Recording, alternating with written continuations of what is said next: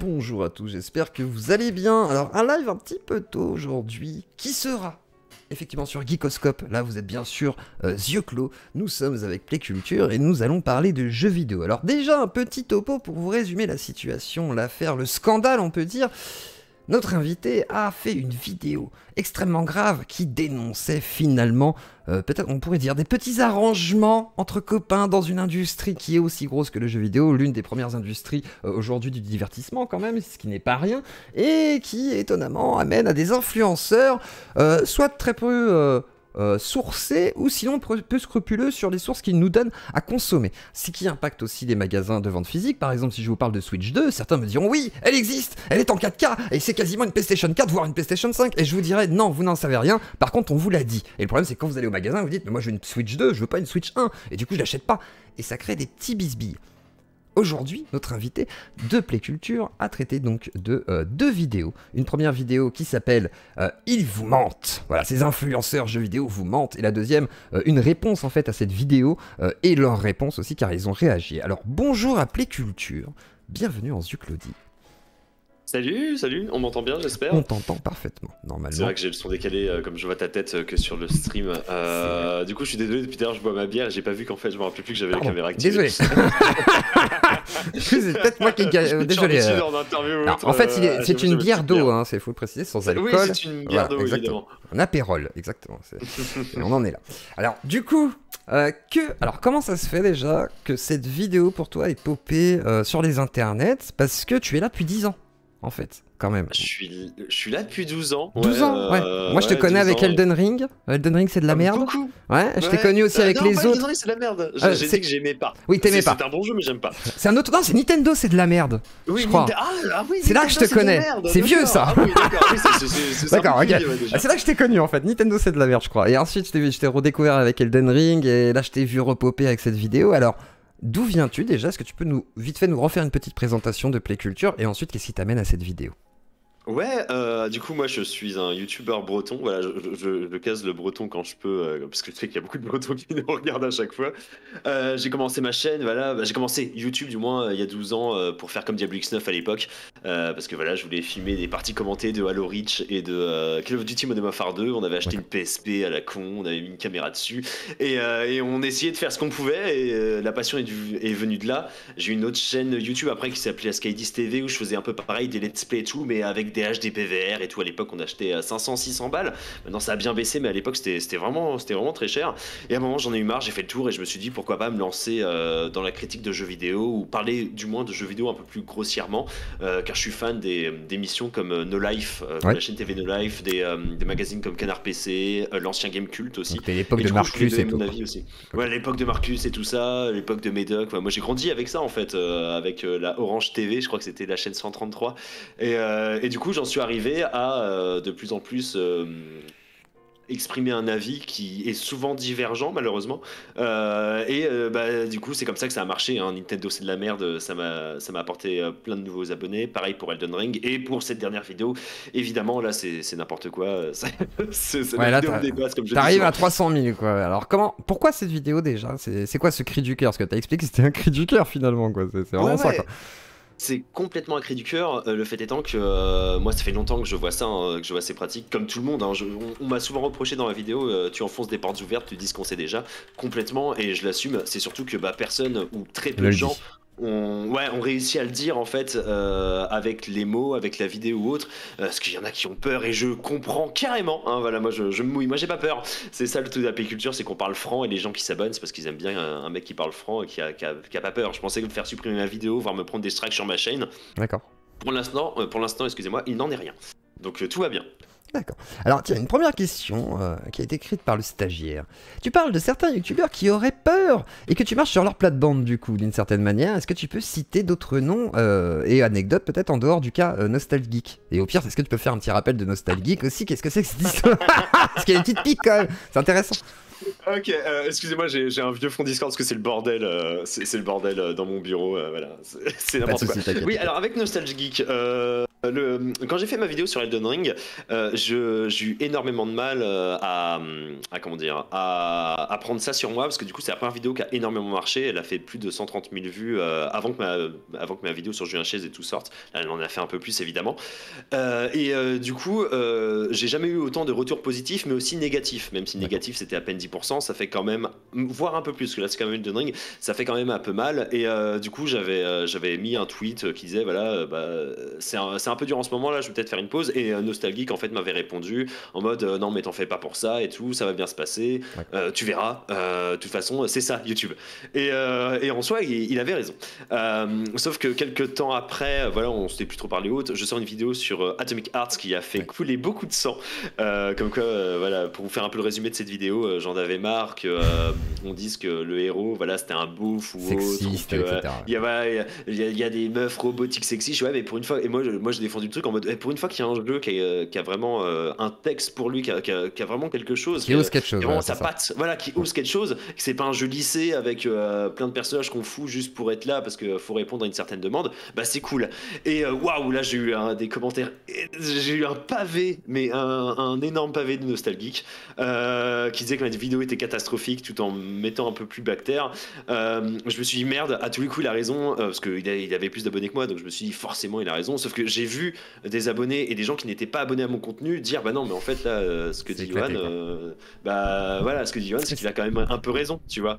En fait c'est au-delà de l'interprétation politique qu'on peut avoir, c'est-à-dire avec une idéologie politique, toi t'as quand même pris le côté artistique en fait, c'est-à-dire ils osent mettre des choses en avant comme Bayonetta 1 qui était, parce que tu parles de Bayonetta je crois aussi dans une des vidéos, je suis pas sûr, oui, je sais plus. Ouais. Voilà, et Bayonetta 1 c'est vrai que c'est celui qui ose le plus dans la trilogie, et après on édulcore un peu la recette pour pouvoir faire un truc voilà, plus familial on va dire pour Nintendo, et c'est exactement ça Atomic Heart, c'est en gros ils se disent voilà on fait un truc bien adulte, bien vénère, et avec des gros mâles, des femelles robots frigo qui vont effectivement jouir pendant que vous faites vos transformations de matériel, etc.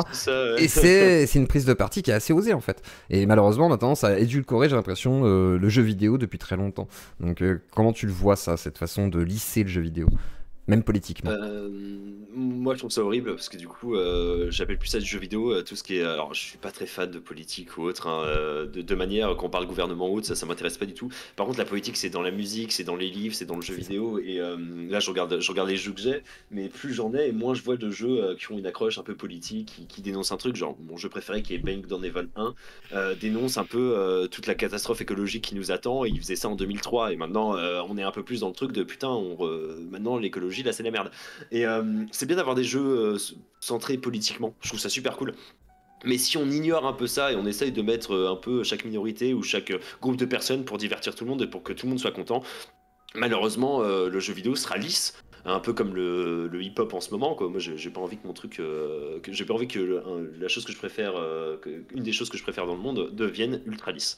Et du coup c'est pour ça que dans ma vie sur la playculture j'essaye toujours soit d'enfoncer les portes ouvertes avec cette vidéo, ou soit vraiment de sortir des gonds et de dire les choses que personne ne pense ou personne ne veut penser du moins.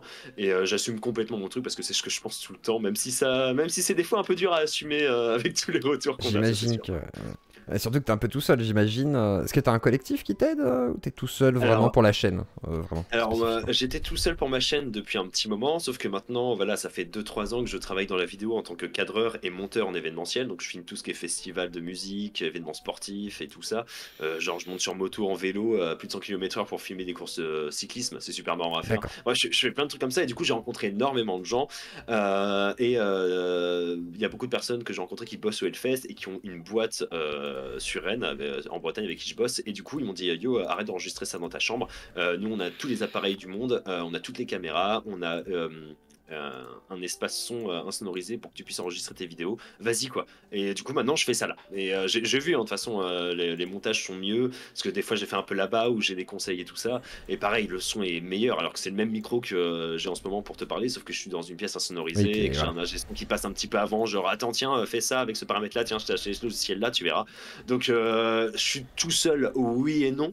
Oui en termes de moi tout seul j'assume tout, par contre pour ce qui est de la technique ou autre, j'ai maintenant voilà, une équipe de professionnels qui me suit. Pareil, quand j'ai interviewé JV Le Mag pour mon documentaire sur la presse papier JV qui va arriver normalement en 2024. bah voilà, là j'avais une équipe vidéo, on est venu à 3 et tout, donc voilà, je commence à être plutôt bien entouré. D'accord, ok. Tac, ça, alors, excuse-moi, ça sort voilà, excuse-moi. Et du coup, voilà, ma deuxième question, du coup, c'est au niveau du débat, justement, du jeu vidéo. Les gens disent que tu enfonces une porte ouverte, moi j'ai l'impression que tu ouvres le débat, justement, là-dedans. Est-ce que tu penses qu'au-delà de la zone commentaire aseptisée, selon toi, est-ce qu'on ne peut pas laisser de la place, justement, dans le débat et dans l'échange, dans le cercle du mainstream du jeu vidéo? C'est-à-dire, en gros, ils ça reste tous entre eux, hein, ils sont isolés, jamais ils discutent entre eux. Il y en a certains qui essayent de discuter, mais c'est toujours un peu sur une ligne un peu consensuelle. Est-ce qu'on devrait pas faire péter les murs pour justement pouvoir discuter de jeux vidéo réellement en fait sans, voilà, sans fioriture et sans décorum? Bah, la vidéo sert à ça, du coup, c'est pour ça qu'on dit, j'ai eu beaucoup de commentaires, comme je vous ai dit, et puis j'en ai revu un dans le chat, c'était marrant. Voilà, j'enfonce des pentes ouvertes. Mais oui, c'est pour en fait aller au débat. C'est pour ça que la vidéo a fait 8 minutes, non, en 12 minutes du coup. La vidéo a fait 12 minutes, c'est tout, pas plus, et que ma réponse en a fait 30 parce que du coup, j'avais des choses à dire après, et j'ai vu que les langues se sont déliées. J'ai eu beaucoup de MP sur Twitter de la part de constructeurs de consoles, donc Xbox, surtout Xbox en fait, du coup, Xbox France. J'ai eu aussi pas mal de développeurs et tout ça, que j'étais déjà en contact avec eux, mais là du coup, j'en ai beaucoup plus et je vois en fait que ma vidéo a commencé. Alors, je veux pas dire que je suis le lanceur d'alerte ultime et que c'est moi qui ai initié le mouvement, mais en fait ça a commencé un petit peu à ouvrir un peu la porte de ah putain, faudrait peut-être qu'on se pose la question de réglementer peut-être un peu ça ou de moins prendre ça au sérieux. C'est ce qui s'est passé et c'est ce qui se passe maintenant. J'en suis très content. À voir comment ça va se passer, hein. Il y a une hype, comme je l'explique dans ma vidéo réponse, ça va redescendre, hein. Avant j'étais à 2000 vues par heure, je suis passé à 1500 vues, à 1000 vues par heure, à 700-800, et là aujourd'hui je suis entre 800 et 600 vues par heure. Ça D'accord. descend, c'est normal, hein, une vidéo ça reste pas tout le temps Ce au qui est quand top. même bien. Ouais, c'est Ah, quand même pas mal. ce qui est Pour une chaîne terrible, hein, comme si la la tienne, vidéo parce que moi a j'ai vu une ma chaîne à peu chaîne. près de ta taille, dans l'idée, c'est bien. Ouais. C'est normalement 600 vues, Ah c'est oui, quand oui. je spamme un peu des vidéos quand même, qui est une sorte d'activité. Toi, c'est bon, t'as fait ta vidéo et là ça continue dans le flow, donc ouais, Ah oui, elle vit bien j'étais quoi. à 11 000, à 11 077 abonnés, je me rappellerai toujours de ce chiffre parce qu'il est un peu évocateur. Du coup, je suis passé à plus de 30 000 là ce matin, donc, et en 10 jours. Donc j'ai gagné pratiquement 20 000 abonnés, 20 000 abonnés d'un coup. Donc oui, oui, Ce hein, qui est pas complètement rien la du tout. vidéo a complètement aidé pour grossir ma chaîne, évidemment. Je ne pensais pas la faire pour ça, parce que je pensais que la vidéo allait faire 400 vues, qu'elle allait se faire supprimer surtout, que se faire striker ou autre, que ce soit par les viewers un peu colériques, ou surtout par voilà, Julien, Carole, EMB ou autre. Et dans les faits, il s'est rien passé, et c'est très bien. D'accord. Et pour toi, ça donne des nouvelles opportunités, cette visibilité du coup? Comment tu vois ça? Complètement. C'est quoi les opportunités? Visibilité, opportunité pour parler aux gens qui n'ont pas de chaîne YouTube ou qui en ont et qui par exemple n'ont pas de clé de jeu, de clé de jeu. Moi par exemple je suis en relation avec Capcom depuis ma vidéo sur Elden Ring. D'accord. Il m'a balancé il a balancé mon mail à d'autres développeurs indés. Par contre bah maintenant voilà, j'ai même plus besoin de demander un code. On m'envoie des trucs. Il y avait un D'accord. jeu, je me rappelle plus comment il s'appelle. J'avais proposé en fait de l'avoir puisque du coup soit on te donne le code directement, soit il y a un formulaire à remplir. Et souvent, c'est des formulaires à remplir. Alors, du moins, quand moi j'avais 10 000 abonnés, ça se passait comme Mhm. ça. Et du coup, je demande voilà, j'ai ça comme abonné, je fais ça comme vue. Par contre, moi, je leur dis bien dans le message, par contre, moi, je fais pas de critique de jeu. Si vous me l'offrez, c'est parce que je suis dans la liste de mails. Oh, voilà, moi, je veux avoir un jeu à l'œil et ça me fait rire, mais jamais j'en ferai une vidéo parce que ça me passionne pas de faire des critiques en fait de jeux vidéo. Et du coup, maintenant, c'est très différent parce que il y a un jeu que je me rappelle plus que je voulais en bêta parce que ça intéressait surtout ma copine. Et je l'ai eu. Après un refus, mais le refus était avant ma vidéo qui a buzzé entre guillemets. D'accord. Et du coup, j'ai eu ce code-là. Ah. Pareillement, j'ai voulu. Il y a eu Easy10 qui est venu dans la vidéo avec Guillaume, mais il y avait d'autres personnes que j'avais appelées pour qu'ils viennent, mais ils ont refusé. Hein, trop petite chaîne, trop gros risque. Sauf que la vidéo, bon, là, a explosé Il y a des gens et qui ont des maintenant regrets il a quoi. explosé. Voilà, et bah du coup, ces gens-là m'ont envoyé des MP, ils m'ont fait, si tu fais une prochaine vidéo comme ça, hésite pas à m'appeler. Je fais, ah ouais, d'accord, ok. C'est normal, Ouais, ouais, c'est ça. Ouais, c'est ça, ouais, normal. Je me suis, ah ouais, non, vraiment, c'est ça c'est que du tu foutage de décrivais comme gueule, un quoi. panier de crabes finalement dans YouTube, un petit peu en mode les relations sont pas si stables, c'est compliqué. Comment tu vois tout ça? Complètement, complètement. Parce que j'ai eu des vidéos réponses et je me suis rendu compte déjà avec ça, du coup avec les réponses sur Twitter en MP que j'ai eu des gens qui voulaient pas venir mais en fait qui veulent venir maintenant dans les prochaines, mais aussi sur les vidéos réponses, parce qu'il y a eu deux vidéos réponses sur ma vidéo. Euh, j'ai vu beaucoup de petits youtubeurs avec qui je m'entendais bien et avec eux je m'entends plus depuis que j'ai un peu pop avec ma vidéo sur Elden Ring et Nintendo c'est de la merde D'accord. parce que j'ai commencé voilà à faire des vues et du coup on m'a très vite on va très vite te traiter de putaclic ou autre, ou genre tu fais ça pour les vues, alors que ce que les gens comprennent pas, c'est que moi, mon YouTube, c'est en bonus avec ma vraie passion, qui est la vidéo en tant que caméraman. Donc moi, je fais vraiment ça parce que ça me fait rire et c'est quand j'ai le temps. Évidemment, là, j'ai beaucoup plus d'abonnés, donc là, je vais me mettre un peu plus. On est déjà en train de voir comment on va s'organiser, parce que là, j'ai une grosse année de festival, une grosse année de captation vidéo qui m'attend. Mais voilà, on va bosser là. Je vais être un peu moins solo derrière la chaîne, donc c'est très bien. D'accord. Mais oui, c'est tout ce panier de crabes, comme tu dis, un petit peu de youtubeurs qui se bouffent malheureusement entre eux, de petits youtubeurs. Ça fait genre, on est amis, on t'aide à faire du montage. Bah, j'ai beaucoup aidé ces gens-là pour du montage ou pour du son ou autre, parce que je m'y connaissais un petit peu. Mhm. Et j'avais déjà un pied dans le milieu avant d'y être. Mais du coup, voilà, maintenant, dès que tu pop un petit peu plus que les autres, bah, c'est pas les premiers à t'applaudir, c'est plus les premiers à te casser la gueule en commentaire. Ce qui est dommage, vraiment. Moi, j'ai perdu des gens avec qui je m'entendais ultra bien. Et c'est pas parce que c'est vrai que j'ai l'air comme ça ultra condescendant, et c'est vrai que des fois je le suis un petit peu. Mais du coup, là, c'était vraiment moi, solo. J'étais content de faire mon truc, et je me suis dit, bah, moi, si je monte, je fais monter les gens que j'aime bien. Et c'est pour ça qu'Easy c'est dans la vidéo. Hein. Easy elle était venue dans la vidéo sur Final Fantasy XVI. Et la vidéo a fait un bide total. Alors que j'ai passé, mais je crois que j'ai compté, j'ai passé 80 heures ou 100 heures à faire la vidéo. C'est une énorme vidéo que j'ai fait. Elle a pas marché et j'étais déçu, surtout pas pour moi, mais pour Easy parce que malheureusement, mettre en avant, voilà, il s'est rien passé, elle a gagné 2-3 abonnés, mais elle s'en foutait. Et là, avec cette vidéo-là, parce que je sais qu'elle a un vrai avis sur le sujet, sur beaucoup de sujets, et du coup, grâce à ça, bah voilà, là, j'ai pu lui rendre l'appareil. Elle était à 8000 abonnés maintenant, là, je crois qu'elle est à plus de 11 000, et je suis très content pour elle. Et la chaîne d'ailleurs d'Izedis est en description si jamais vous voulez. Oui, découvrir. Merci, voilà, ça lui fera plaisir. Je me suis permis de la mettre et de la taguer, comme ça permettra de la mettre en avant aussi, donc allez découvrir Izedis. D'ailleurs, c'est quoi comme chaîne? Est-ce que tu peux, c'est quoi comme type de chaîne? Ouais, bah de base, Easy ça fait beaucoup de streams surtout. Elle faisait beaucoup de vidéos let's play, voilà, sur Twitch évidemment. Elle faisait beaucoup de vidéos let's play. D'un coup, en fait, elle a commencé à faire des vidéos pour donner son avis, un peu comme les miennes.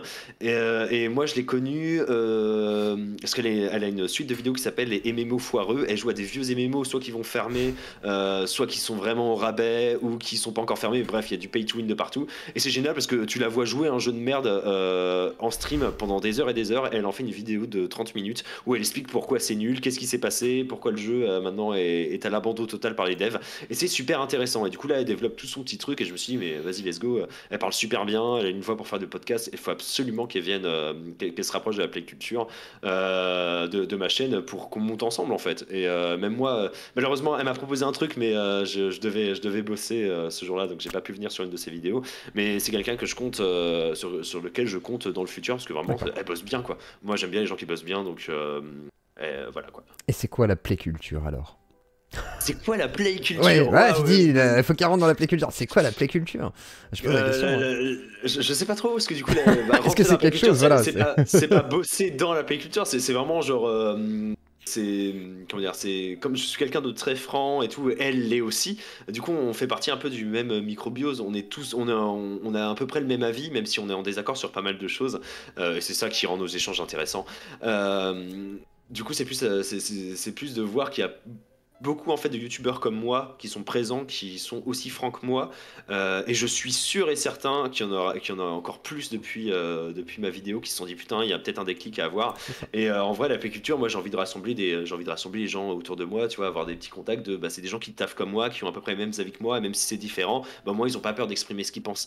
Et il y a de plus en plus de gens comme ça, et je trouve ça merveilleux. Et si voilà, je peux les avoir avec moi pour leur demander leur avis en vidéo, ou même pour passer chez eux, il y a aucun problème, parce que il faut que les langues se délient, quoi. Ouais, Ma vidéo a fait des vues, c'est cool, elle en aurait pas fait, j'aurais été content pareil parce que j'aurais dit mon truc. Donc c'est ça le plus important, c'est le message. Le message est très bien passé parce que ça a fait beaucoup de vues. C'est ça, ouais. Mais c'est important qu'il se diffuse aussi d'une certaine manière. Oui, faut pas rejeter les vues, même si c'est les gens se disent ouais putaclic et tout. Non, c'est pas ça. C'est que si tu veux que ton message soit diffusé, c'est quand même mieux qu'il soit vu. Donc effectivement, si ça fait 300 000 vues, tant mieux en fait. C'est une félicitation. Oui, c'est clair. C'est ça. C'est que le travail a été fait à ce moment-là et que les gens en avaient besoin. Et alors du coup. Au niveau, tu parles de franchise chez Chounet, par exemple. Le cas chez Chounet, est-ce qu'il t'a inspiré ou pas du tout? Et est-ce que tu trouves qu'il s'est lissé avec le temps? Tiens.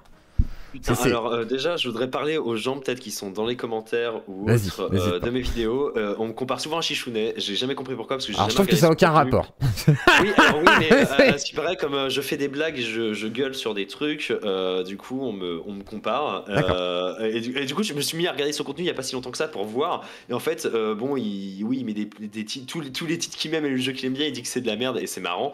Mais à chaque fois à la fin, il dit non mais en fait j'aime bien ça, voilà, il y a ça, il y a ça. Sauf que moi c'est pas du tout ça. Moi quand je vois un truc, quand je dis que c'est de la merde et ça m'énerve assez, que ça m'énerve quand même un peu. Donc voilà, oui, on voit, j'ai vu sur un commentaire Shizune est honnête, mais oui, ça se voit qu'il est honnête, sauf que c'est pas du tout le contenu que je consomme et c'est pas du tout ce qu'est la playculture. On m'a beaucoup comparé et voilà, après, je sais pas si c'est lissé ou pas. Je regarde vraiment pas ces vidéos malheureusement. J'ai pas le temps pour YouTube, parce que je regarde sur YouTube c'est des concerts et des musiques surtout, ou des replays de catch quand j'ai pas le temps de regarder un match. Donc parce qu'en fait je fais ça pour pas. Avant je regardais beaucoup Pseudoless, Punky et tout ça, mais j'ai vu qu'à force ça déteignait trop sur mon écriture. Je ressemblais un petit peu la playculture au tout début, vraiment quand j'ai créé ça il y a 7 ans, c'était du Pseudoless dans l'écrit quoi. Et maintenant la seule presse média que je lis c'est Canard PC et c'est en magazine, et comme ils ont tous une plume vraiment différente chacun, c'est inimitable, et surtout ça m'apporte un peu plus de recul parce que c'est vraiment de la presse JV.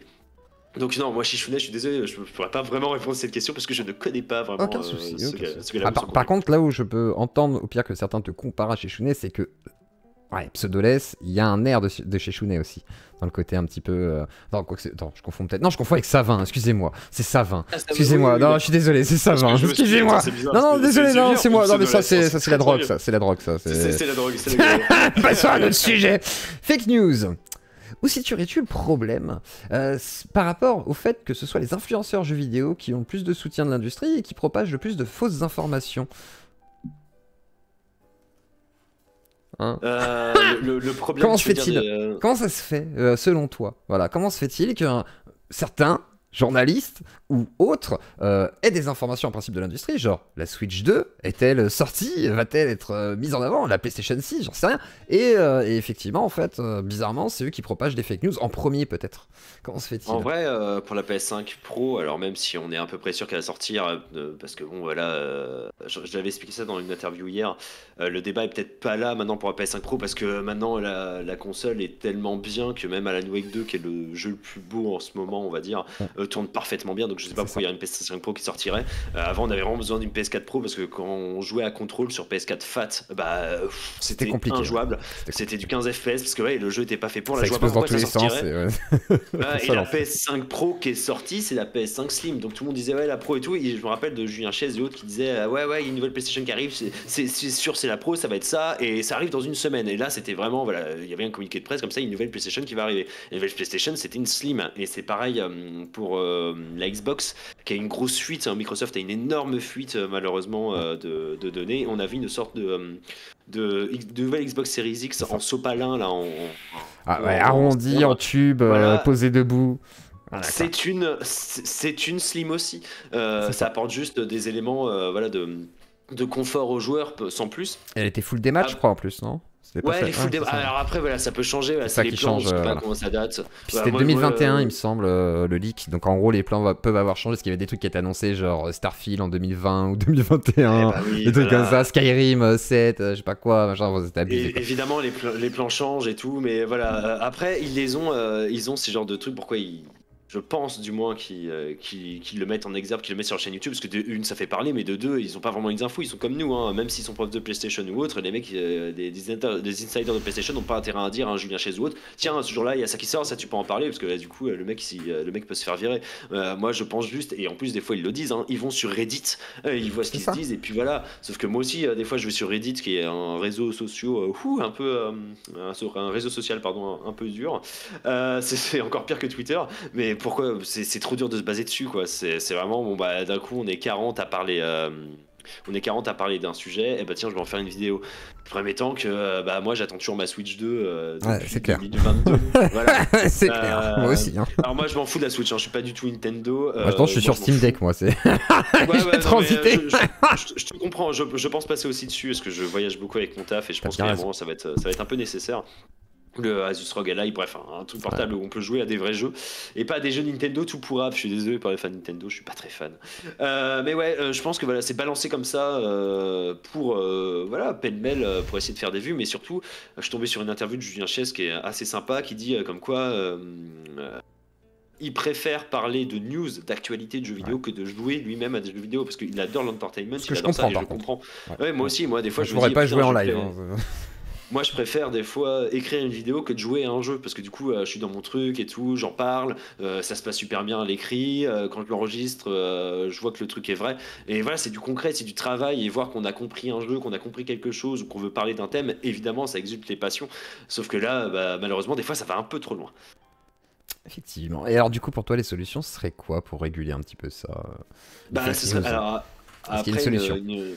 il n'y a pas de solution encore parce que pour l'instant il n'y a pas de solution sur YouTube. Déjà ce qu'on touche nous de l'argent en tant que youtubeur, on n'est pas nécessairement obligé de déclarer tellement Pôle Emploi, tellement tout ce bon monde, l'URSSAF et tout tellement en fait ils nagent dedans. Il n'y a même pas encore alors ça il commence à y avoir des trucs qui arrivent, mais il faut vraiment gagner beaucoup sa vie pour avec YouTube pour voilà avoir des déclarations, nanana, pour mettre son argent là-dessus. Mais le problème étant que si, comme ça déjà, c'est une misère pour eux, c'est une misère pour nous parce qu'il n'y a pas de loi encore écrite dessus, et ben c'est pareil pour le contenu. Et malheureusement, on a énormément de désinformation et la désinformation va venir du fait que bah, si la vidéo fait des vues en mode regardez, j'étais assis, on a fait 15 vidéos, je vais le décrypter. Regardez, sur la plaque d'immatriculation, c'est marqué ça à tous les coups, ça veut dire qu'il y a un code à taper. Voilà, c'est un peu débile. Ce qu'il faudrait réglementer, faut juste réglementer les gens en fait. C'est à la fin de la vidéo, je conclue comme ça. C'est aussi la faute des gens qui regardent le contenu. C'est ça. À force de le regarder, même si tu crois ou tu crois pas, il y a un moment, ça va faire du bruit. Donc c'est ça en fait qui est dommageable. C'est juste qu'il faut éduquer les gens vis-à-vis de ça. Et ma vidéo ne sert pas à éduquer, il sert plus à réveiller le truc en mode bah réveillez-vous les gars, là ça va pas. Rappelez-vous de la sortie de GTA 6, je crois que déjà le thriller a fuité. Et j'ai jamais vu autant de vidéos de ma vie de youtubeur, même quelqu'un que je respecte comme Zerator, que j'aime beaucoup parce que je suis depuis très longtemps, mais sa vidéo réaction live sur YouTube, et je fais ah ouais, non, ça touche tout le monde. Alors Ouais, GTA bien 6 sûr. c'est un phénomène social plus qu'un jeu vidéo en soi, hein. Même moi je vais acheter GTA 6 juste pour la hype qui est autour. Je vais y jouer 20 heures et je vais faire bon bah super, c'est un GTA, il est beau, c'est sympa, mais je préfère Cyberpunk. Bref, hein, ça c'est une autre histoire, C'est ça. mais c'est plus un événement social et ça se voit sur YouTube. Bah voilà, on en profite. On a fait 3 vidéos, 4 vidéos d'un coup. Moi, je suis tombé sur un Américain qui a déclassé tout le monde, qui a trouvé 200 secrets dans le thriller de GTA 6. J'ai vu la miniature. Et j'aurais voulu l'incorporer en fait dans la vidéo, mais c'était bien après que la vidéo sorte parce que des abonnés m'ont envoyé énormément de screenshots de trucs un peu marrants à l'égard de GTA 6 et de Julien Chiez et des gens un peu comme ça. Et du coup. Voilà, je pense que GTA 6, moi, ça a réveillé cette envie de faire cette vidéo et de réveiller un peu les consciences. Et je pense que bah, ça a un peu marché, hein, même si la vidéo a fait des vues, c'est pas le but qu'elle fasse des vues. Surtout que les gens en commentaire sont la plupart d'accord. Donc moi, j'en suis le premier heureux. Là, on est quoi? On est à 92% d'avis positifs. Donc ça fait 21 500 likes contre 1800 dislikes. Ça va. Évidemment, personne ne donne son avis en commentaire et en like, mais ça permet de voir un peu ce que les gens pensent. Et en commentaire, moi, j'ai beaucoup de gens qui ne sont jamais commenté de vidéo de leur vie qui me disent bah merci, j'en avais marre. Ça me fait chier en fait de voir ça et c'est cool que tu portes tes couilles et que tu dises les choses. Après, moi, ce que j'encourage, c'est que bah, vous aussi, voilà, vous dites les choses. Je suis pas tout seul à le dire. Il y a plein de gens. Vous pouvez prendre un micro et tout, et une caméra à la con. Et même si vous en avez pas, vous vous débrouillez. Et vous pouvez aussi dire à votre, voilà, à votre propre échelle ce que vous pensez du jeu vidéo, de la musique, des films ou autre, et de toute cette industrie surtout qui malheureusement est gangrénée par plusieurs personnes dans YouTube ou dans les médias. Et c'est les stars de YouTube qui donnent le là, quelque part, au niveau de l'opinion, en tous les cas. Alors, Ouais. petite question aussi, tu parlais des commentaires YouTube, tu as constaté que beaucoup de chaînes supprimaient les commentaires, les censuraient ou des trucs comme ça. Est-ce que tu penses qu'il y a moyen aussi de trouver des solutions par rapport à ça? C'est-à-dire la censure des avis, des opinions. Ouais, du coup, c'est vrai que je me suis rendu compte de ça quand j'ai bossé en fait sur ma vidéo sans faire exprès. J'avais pas écrit ça dans mon script. Je vais sur une vidéo de Carole Cattel. Si vous avez vu la vidéo, c'est là où elle court pour chercher le jeu Starfield. Ça m'a fait rire. Et du coup, je vois aucun commentaire qui s'en moque un petit peu. Je fais attends, c'est bizarre quand même. Moi, si je fais ça, on va se moquer un peu de moi. Tu vois, ça va être marrant. Et rien, non, c'était non, t'es trop belle. Oh, trop bien pour Starfield et tout. Et ce que j'ai fait, j'ai été voir des vidéos du MB, Julien Chiez et Carole, et j'ai juste scrollé les commentaires. Et j'ai fait, mais c'est de l'adoration là. Il y a pas un commentaire qui passe. Et moi, ce que je fais, c'est que je mets un petit commentaire sur une vidéo de Carole. Je me rappelle rappelle plus, je crois que c'était sur celle de Starfield. Voilà, je mets mon petit truc en mode ah, je suis pas d'accord avec toi parce qu'il y a ça, mais sinon, bonne vidéo dans l'ensemble et tout, trop cool, à la prochaine, quoi. Et pouf, supprimé. J'ai fait ah oui, d'accord, ok, je comprends. Dès que ça va pas dans leur sens, c'est un peu dur. Après, j'ai un peu changé d'avis vis-à-vis de ça parce que voilà, la vidéo est sortie il y a 10 jours et du coup, j'ai eu des retours de gens proches de Carole Quinten et de Julien, dont Yannick de The Share Players, avec qui, pareil, je vais faire une émission dans pas très longtemps. Évidemment, elle est très touchée par ça et c'est normal. Hein. Moi, je voulais pas les rendre tristes ou la rendre triste. Du moins, c'est ce qu'il m'en avait dit. Mais du coup, même lui s'en rend compte, quand il les appelle ou autre, il dit bah pourquoi t'as supprimé ça, pourquoi tu dis ça et tout, tu vois, c'est un peu con, oui, mais parce qu'on fait ça pour ça. Voilà, après, c'est du business, c'est comment eux ils gèrent leur truc. Malheureusement, des commentaires sont supprimés, ils font beaucoup de blocages massifs, mais voilà, par contre, je juge pas, moi aussi, là, je crois que dans ma vidéo, j'ai dû supprimer, allez, je pense bien 10 commentaires, parce que là, c'était vraiment haineux et j'ai dû bloquer 4 gars depuis la sortie de ma vidéo, alors que la vidéo a très bien marché. Des mecs, tous les jours, qui t'envoient 40 messages pour t'insulter. Bon, à un moment, voilà, tu comprends. Par contre, le blocage sert vraiment à ça au dernier recours. Mais là, vraiment, c'est malheureusement peut-être un peu trop pour ces gens-là comme Julien Chiez, Carole, le MB. Après, comme a dit Yannick, je comprends. Ce qu'il faut comprendre aussi, c'est qu'ils reçoivent énormément de commentaires, comme ils sortent énormément de contenu. Et voilà, c'est les numéros 1 dans ce domaine-là. Ouais. Et voilà, et c'est normal, malheureusement, que. Qu'à un moment ils en ont marre en fait. Même moi, il y a un mec, j'ai fait une insulter sur Twitter parce qu'il me cassait les couilles. C'était le message de trop et pourtant il avait pas l'air si méchant, mais j'avais envie de lui dire bah va te faire foutre. Je l'ai pas fait, mais j'étais à 2 doigts quoi. Oui, c'est pas l'envie qui t'en manque. Et du coup je comprends un peu plus ça. Par contre il y a 2 poids 2 mesures, surtout qu'ils ont des modérateurs et moi j'ai pu discuter avec des modérateurs et des modératrices qui me sont tombés dessus de Carole. J'ai même une modératrice de Carole Quinten qui m'a dit un truc fou, comme quoi non mais la vidéo de Play Culture était préméditée, ça fait 2 mois qui harcèle Julien et Carole, et je fais mais comment je peux harceler ces gens-là alors qu'ils m'ont bloqué, et je les ai juste prévenus en commentaire sous la vidéo 2-3 jours avant que je sorte, coucou, je sortirai une vidéo sur vous, j'ai pas dit sans plus, genre voilà, bonne soirée, j'ai même eu un like, j'ai même eu un super like je crois à un moment, mais je crois que le commentaire n'existe plus maintenant malheureusement. Mais du coup voilà, et elle m'a dit, du coup j'ai dit bah, vas-y, montre les preuves, j'attends, et puis j'ai envoyé des gifs et tout pour dire vas-y, montre, show yourself, et j'ai rien eu. Donc voilà, je pense que j'ai donné un coup d'un fourmi hier, il y a quelques fourmis rouges qui piquent un peu, mais il y en a que très peu, et c'est souvent les très très proches de Julien et Carole, qui je me rappelle c'était la Siem ou la modératrice là, que j'avais parlé dans la vidéo réponse, qui elle... c'est voilà quoi, c'est retweeter une vidéo réponse un peu bizarre, un peu qui parle de choses pas maîtrisées et qui n'a pas de fondement, et quand tu le regardes, même mes amis qui ne connaissent pas mon travail, qui ont regardé ça, ils ont fait ah ouais quand même le mec se base sur pas grand chose malheureusement, et il dit un peu n'importe quoi, et le mec a des croyances un peu bizarres. Retweeter ce genre de trucs, ça en dit beaucoup en fait sur les gens qui entourent Julien et Carole, et ça en dit peut-être beaucoup sur eux, et ce que je n'espère pas, parce que du coup j'ai une sorte d'a priori. C'est pour ça que avec Yannick, on va essayer d'avoir soit Julien soit Carole ou les deux, et le but étant de, si jamais on arrive à les avoir, moi avec mon équipe vidéo, après je leur propose une vraie interview, que ce soit chez moi, qu'on se retrouve à Paris quelque part ou autre, on loue un box ou on va chez eux ou autre, et on met 3-4 caméras et on interview, on pose des questions voilà, que tout le monde a, dans le respect évidemment, parce que moi c'est des personnes que j'aimais beaucoup à l'époque, hein. Je regardais l'E3 avec Gameblog, avec Plume, donc un ancien rédacteur chez Gameblog, Plume, Julien Chiez, Carole et tout ça, voilà, tout ce beau monde en fait. Et du coup quand j'ai vu Gameblog se casser et j'ai vu ce que Julien est devenu avec Carole, j'ai fait ah ouais non là c'est pas possible, malheureusement moi c'est plus ma cam, et là maintenant je suis passé de je m'en fous à ça m'énerve à il faut que j'en parle. C'est un peu la jet set du jeu vidéo, Carole et Julien finalement. C'est vraiment ce petit milieu, on va dire. Et EMB, alors je me permets cette question, t'es libre d'y répondre ou non, je sais pas du tout. EMB qui a l'air un peu procédurier selon la rumeur, est-ce que ça a été problématique ou pas, ou ça a été plus embêtant avec d'autres, comment, voilà, je me permets cette question. Ça aurait été problématique si ma vidéo n'avait pas fait autant de vues. Je pense que si la vidéo aurait fait 10 000 vues, il serait tombé dessus, je me serais pris un strike, un ban, bref, je l'aurais pris tout et tout du monde et une plainte. J'ai eu énormément de gens qui sont venus me voir en MP en mode c'est le mec le plus borderline du monde, même Julien Chiez ne s'entend pas avec ce gars-là, c'est dire. Et du coup, des plaintes, il y en a eu à ce qui paraît, il y en a eu à gogo. À ce qui paraît, hein, j'ai pas envie Oui, d'énoncer des faits qui ne sont pas après, je sais vrais. pas si c'est vrai non plus. C'est pareil, j'ai jamais vu Voilà, de il preuve. y a eu des mains courantes, du moins. Alors, les mains courantes, hein, faut pas avoir peur, une main courante, c'est juste qu'on vous prévient qu'il y a un truc qui se passe, hein. Moi, je m'en ai déposé contre mon voisin quand il faisait du bruit, il s'est rien passé, hein. Il est parti parce que j'ai mis du métal à fond et qu'il en avait marre et que, voilà, à un moment, j'ai dû me battre, quoi. J'ai dû me battre avec sa musique et j'ai fait, bah tiens, tu mets ton hip-hop de Joule de merde, bah moi, je vais te foutre mon gros métal à 2h du matin, on va bien se marrer. Mais du coup, voilà, la main courante, ça sert juste à alimenter, si vous voulez, un dossier et malheureusement, tu peux pas faire grand-chose avec, surtout si t'as pas le nom et prénom qui va à côté. Et même quand t'as le nom et prénom, il se passe absolument rien. C'est plus pour intimider. C'est plus pour intimider la chose. C'est Moi, ça. j'ai pas eu ça avec lui parce que du coup, la vidéo a marché et c'est un réalisateur qui bosse en télé avec moi qui m'a dit de toute façon, si la vidéo est supprimée, tu vas encore faire plus le buzz. Parce que C'est ça veut ça. dire qu'on te censure. Et ils font, et c'est le pire move qu'ils ont à faire. Parce que voilà, elle a bien marché. Et ce qui est bien, c'est que j'ai pas fait de diffamation non plus. J'ai pas dit lui c'est un connard, il arnaque des gens. C'est ça. J'ai dit comme quoi, moi je suis pas d'accord avec ça. Je trouve qu'il y a un problème et je trouve qu'il nous mente sur certains trucs. Et là, faut y répondre. Voilà, et ma vidéo réponse, c'était un peu ça. Au début, je voulais mettre les noms des gens qui m'ont répondu. Et puis, pareil, le même réal m'a fait ah non, yo, tu t'exposes à des trucs.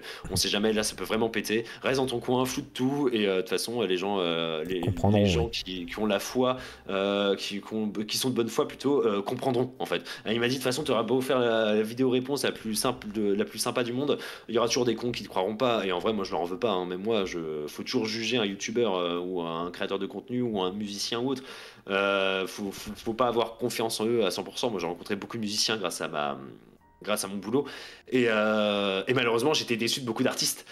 et d'artistes que j'aimais bien. Et les artistes que j'aimais pas, j'étais surpris que je m'entendais super bien avec eux et que j'ai passé des moments de ouf. Et que maintenant, j'écoute leur album, pas parce que j'aime pas, mais pas parce que j'aime bien, mais parce que ça me rappelle des souvenirs. C'est ça. Donc voilà, faut faire attention à ce qui se dit, à ce qui se passe sur Internet, surtout avec ces gens-là. Après, voilà. Julien et Carole n'ont pas l'air foncièrement méchants, je suis sûr, c'est des bibous d'amour, voilà, ils ont l'air super sympas. Par contre, EMB, j'ai plus de questions. EMB, tu vois, J'entends. s'il répondait oui à une interview, par exemple, parce que je veux aussi l'avoir en interview ce gars-là, s'il répondait oui, je serais super content, mais j'appréhenderais à balle. Alors qu'avec Julien et Carole, si je les ai un jour en plateau et tout, j'appréhenderais évidemment, parce que j'ai quand même fait une vidéo sur eux qui pointent du doigt des choses que moi j'aime pas.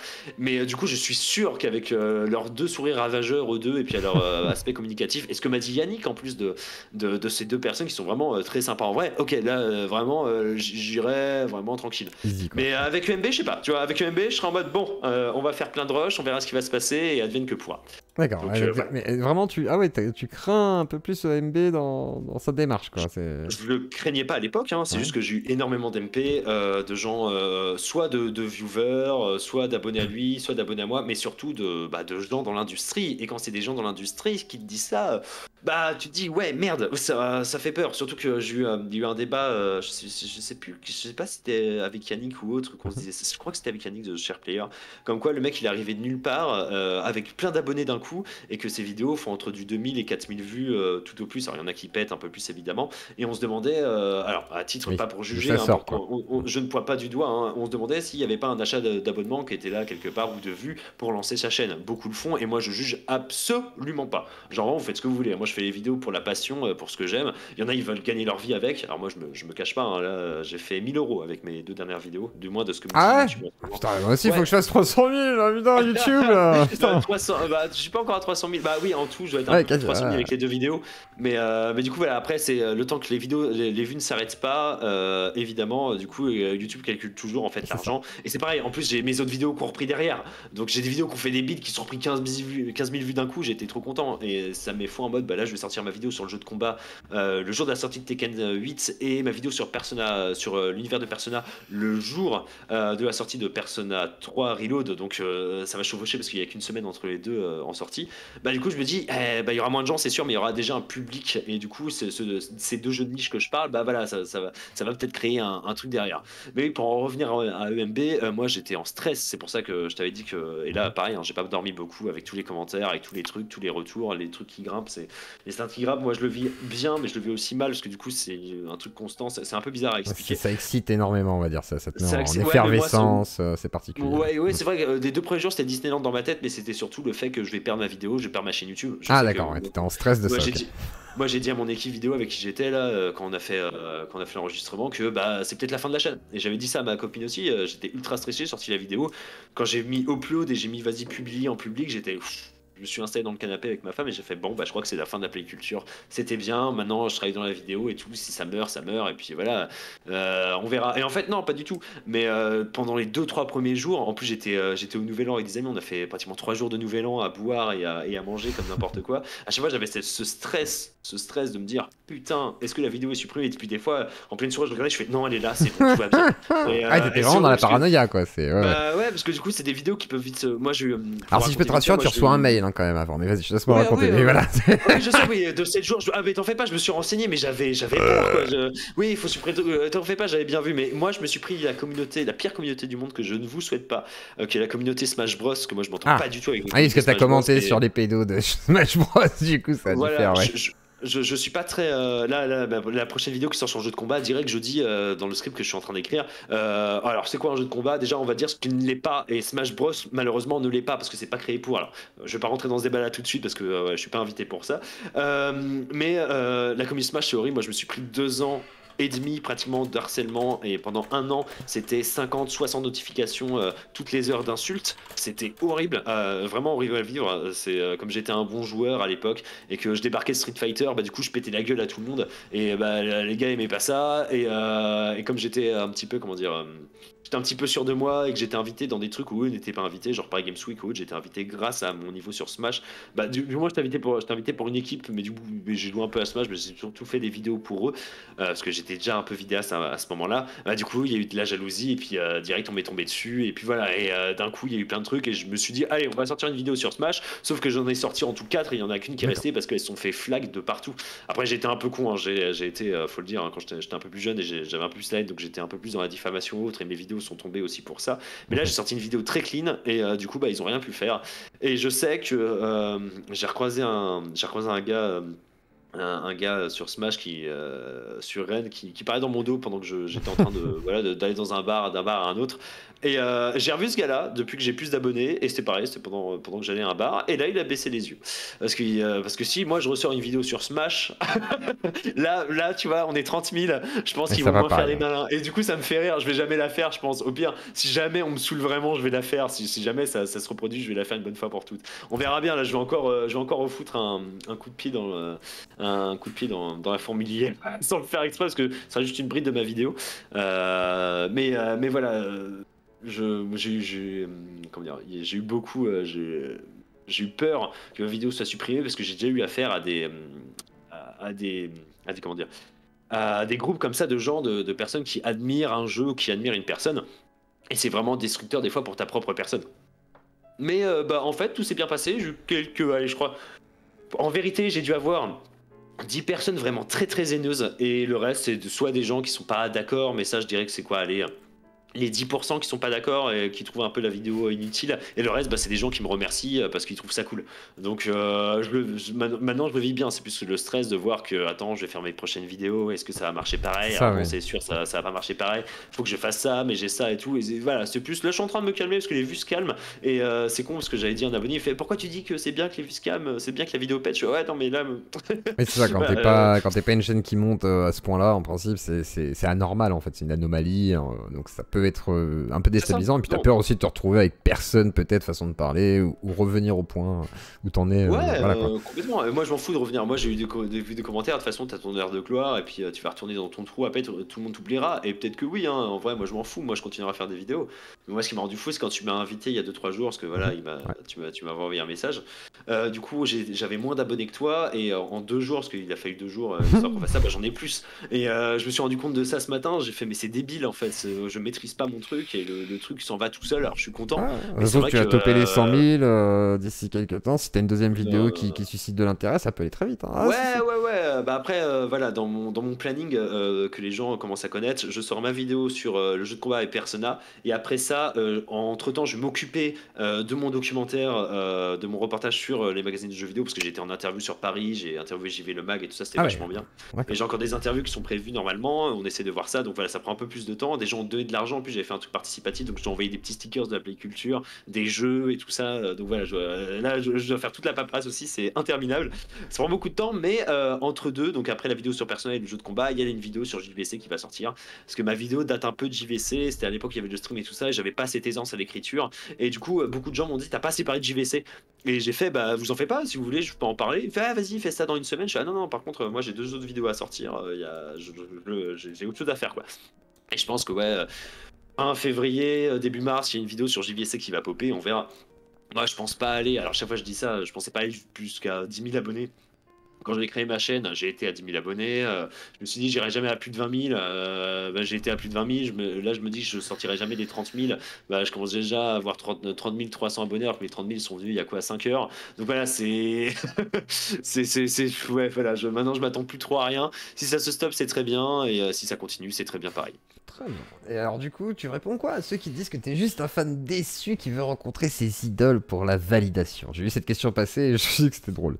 Donc, non mais c'est intéressant, voilà, c'est la vision des spectateurs, donc je me dis... Parce que malheureusement, en tout, je crois que j'ai 6000 commentaires sur les 2 vidéos en tout. Donc c'est ouais, j'ai 4263 commentaires plus 1321 commentaires sur les 2 vidéos. Donc c'est impossible de tout répondre, c'est impossible de tout voir.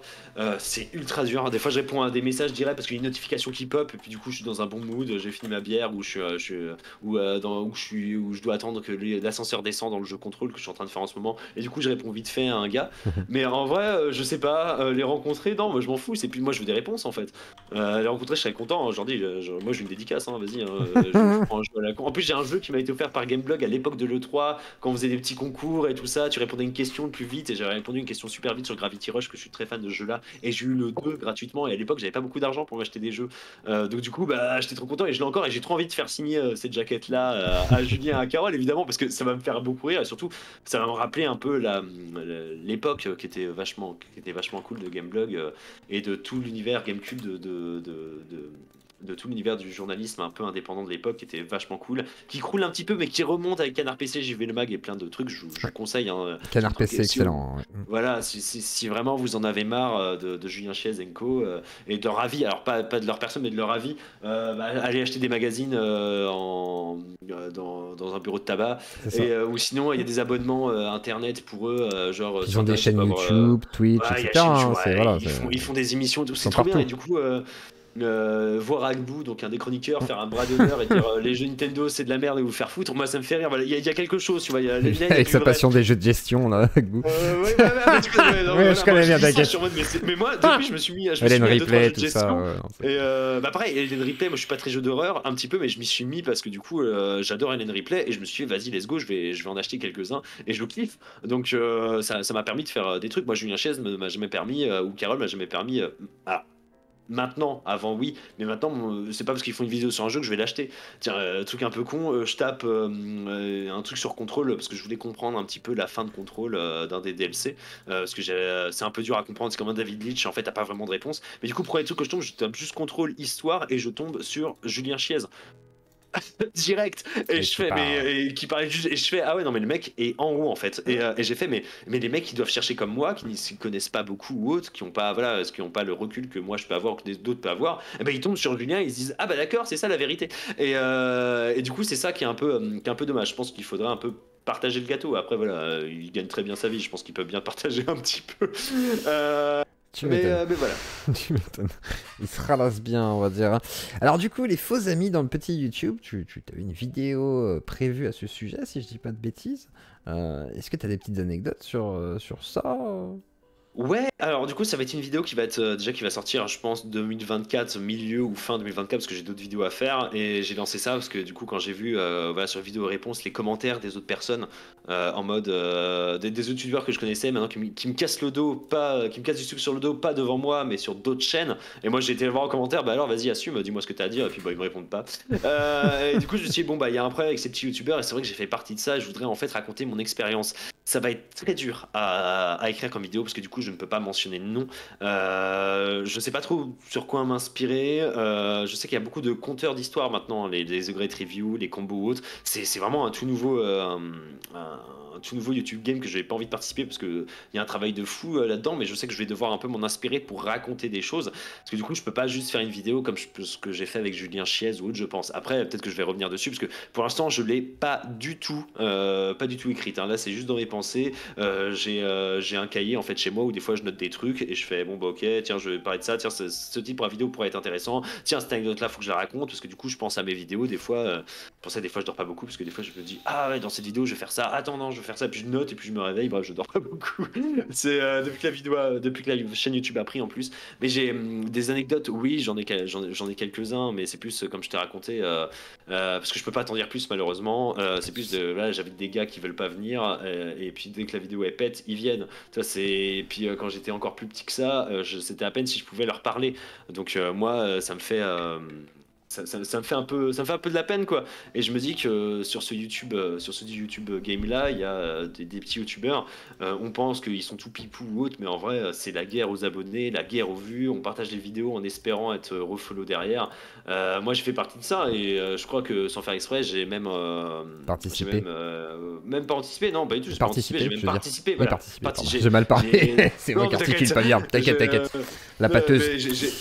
j'ai participé à ça, je pense, sans faire exprès, ou même en le faisant exprès à un certain moment. Je pense, après, ça remonte à longtemps, il faut que je revoie, j'ai encore des anciens screens et tout ça. Mais, mais je pense qu'il est bon de se remettre en question déjà pour moi et aussi pour tous les gens qui nous écoutent sur YouTube. Je trouve ça super important. Parce qu'on se focus vraiment sur les dramas des gros youtubeurs, genre Secret Review qui cite pas ses sources, ça a fait tout le tour et autres, Oui, mais ça, il y a plein de petits youtubeurs qui font pire. Genre vraiment, c'est l'anarchie et je pense qu'on peut en parler. Je sais pas par quel angle je vais commencer. Je sais que la vidéo est très attendue, voire plus que celle sur JVC. Ça me met une pression dingue parce que moi je sais pas du tout par quoi commencer. Voilà, j'aurais dit, bah, ça sort pas tout de suite. En plus, entre deux, j'ai une vidéo. On m'a beaucoup réclamé la vidéo sur le jeu Alice Return Madness Oui, très bon jeu. que je vais appeler EA a tué Alice parce qu'il y aura pas de suite malheureusement. On l'a su il y a pas longtemps. Et du coup, il y a toute une histoire sympa à raconter. Et voilà, moi je vais profiter maintenant de ma popularité, entre guillemets, parce que c'est pas grand chose dans YouTube. Mais je vais profiter de parler de jeux de combat, d'un truc de niche. Persona, c'est les moins de niche, mais je vais en profiter aussi. Et Alice aussi. Et ça va faire venir plus de monde sur des trucs moi qui m'intéressent. Mais par contre, oui, pour les gens qui sont abonnés, juste pour que je tape sur des gens, vous en faites pas, je tape régulièrement sur des gens. Et des fois, et je le prévois pas, je vois un truc qui m'énerve, j'écris un script en moins d'1 heure ou 2 heures, je le relis, je vois que c'est nul à chier, j'en refais un autre, je monte la vidéo en moins de 2, je vais enregistrer ma voix et elle est postée 2 heures après quoi. Parce que moi, dès qu'il y a un truc qui m'énerve, pouf, je le fais. Mais je suis pas en mode react avec ma webcam, en mode à réagir sur un tweet ou autre. Je suis vraiment en train d'essayer de prendre du recul, de voir ce qui s'est passé quoi. Très bien. Alors tiens, petite question aussi. Tu parlais tout à l'heure d'une communauté qui était très difficile à supporter, celle des, des joueurs de Smash Bros. Mais t'as pas peur du 18-25, façon de parler, du forum, etc. Où tu le dissocies totalement de, bah, du coup, JVC, etc. J'ai vu la question popper à chaque fois que ce qui est bien avec YouTube Analytics, tu pourras même le voir. Bah, YouTube Studio, pardon, ça a changé de nom. Ouais. Qui est notre analyse en fait, qui est un peu dur à comprendre. Je suis tombé sur une interview d'un Américain qui avait invité la meuf qui régit le YouTube Studio et dit comme quoi le YouTube Studio n'est pas fait malheureusement pour les YouTubeurs, c'est fait pour des gens qui ont des études bien supérieures et tout ça. Bon, les YouTubeurs qui ont des études supérieures et tout, mais en fait ça sert pour de la com, ça sert à énormément de choses et pour le comprendre, il faut vraiment le décrypter, c'est assez long.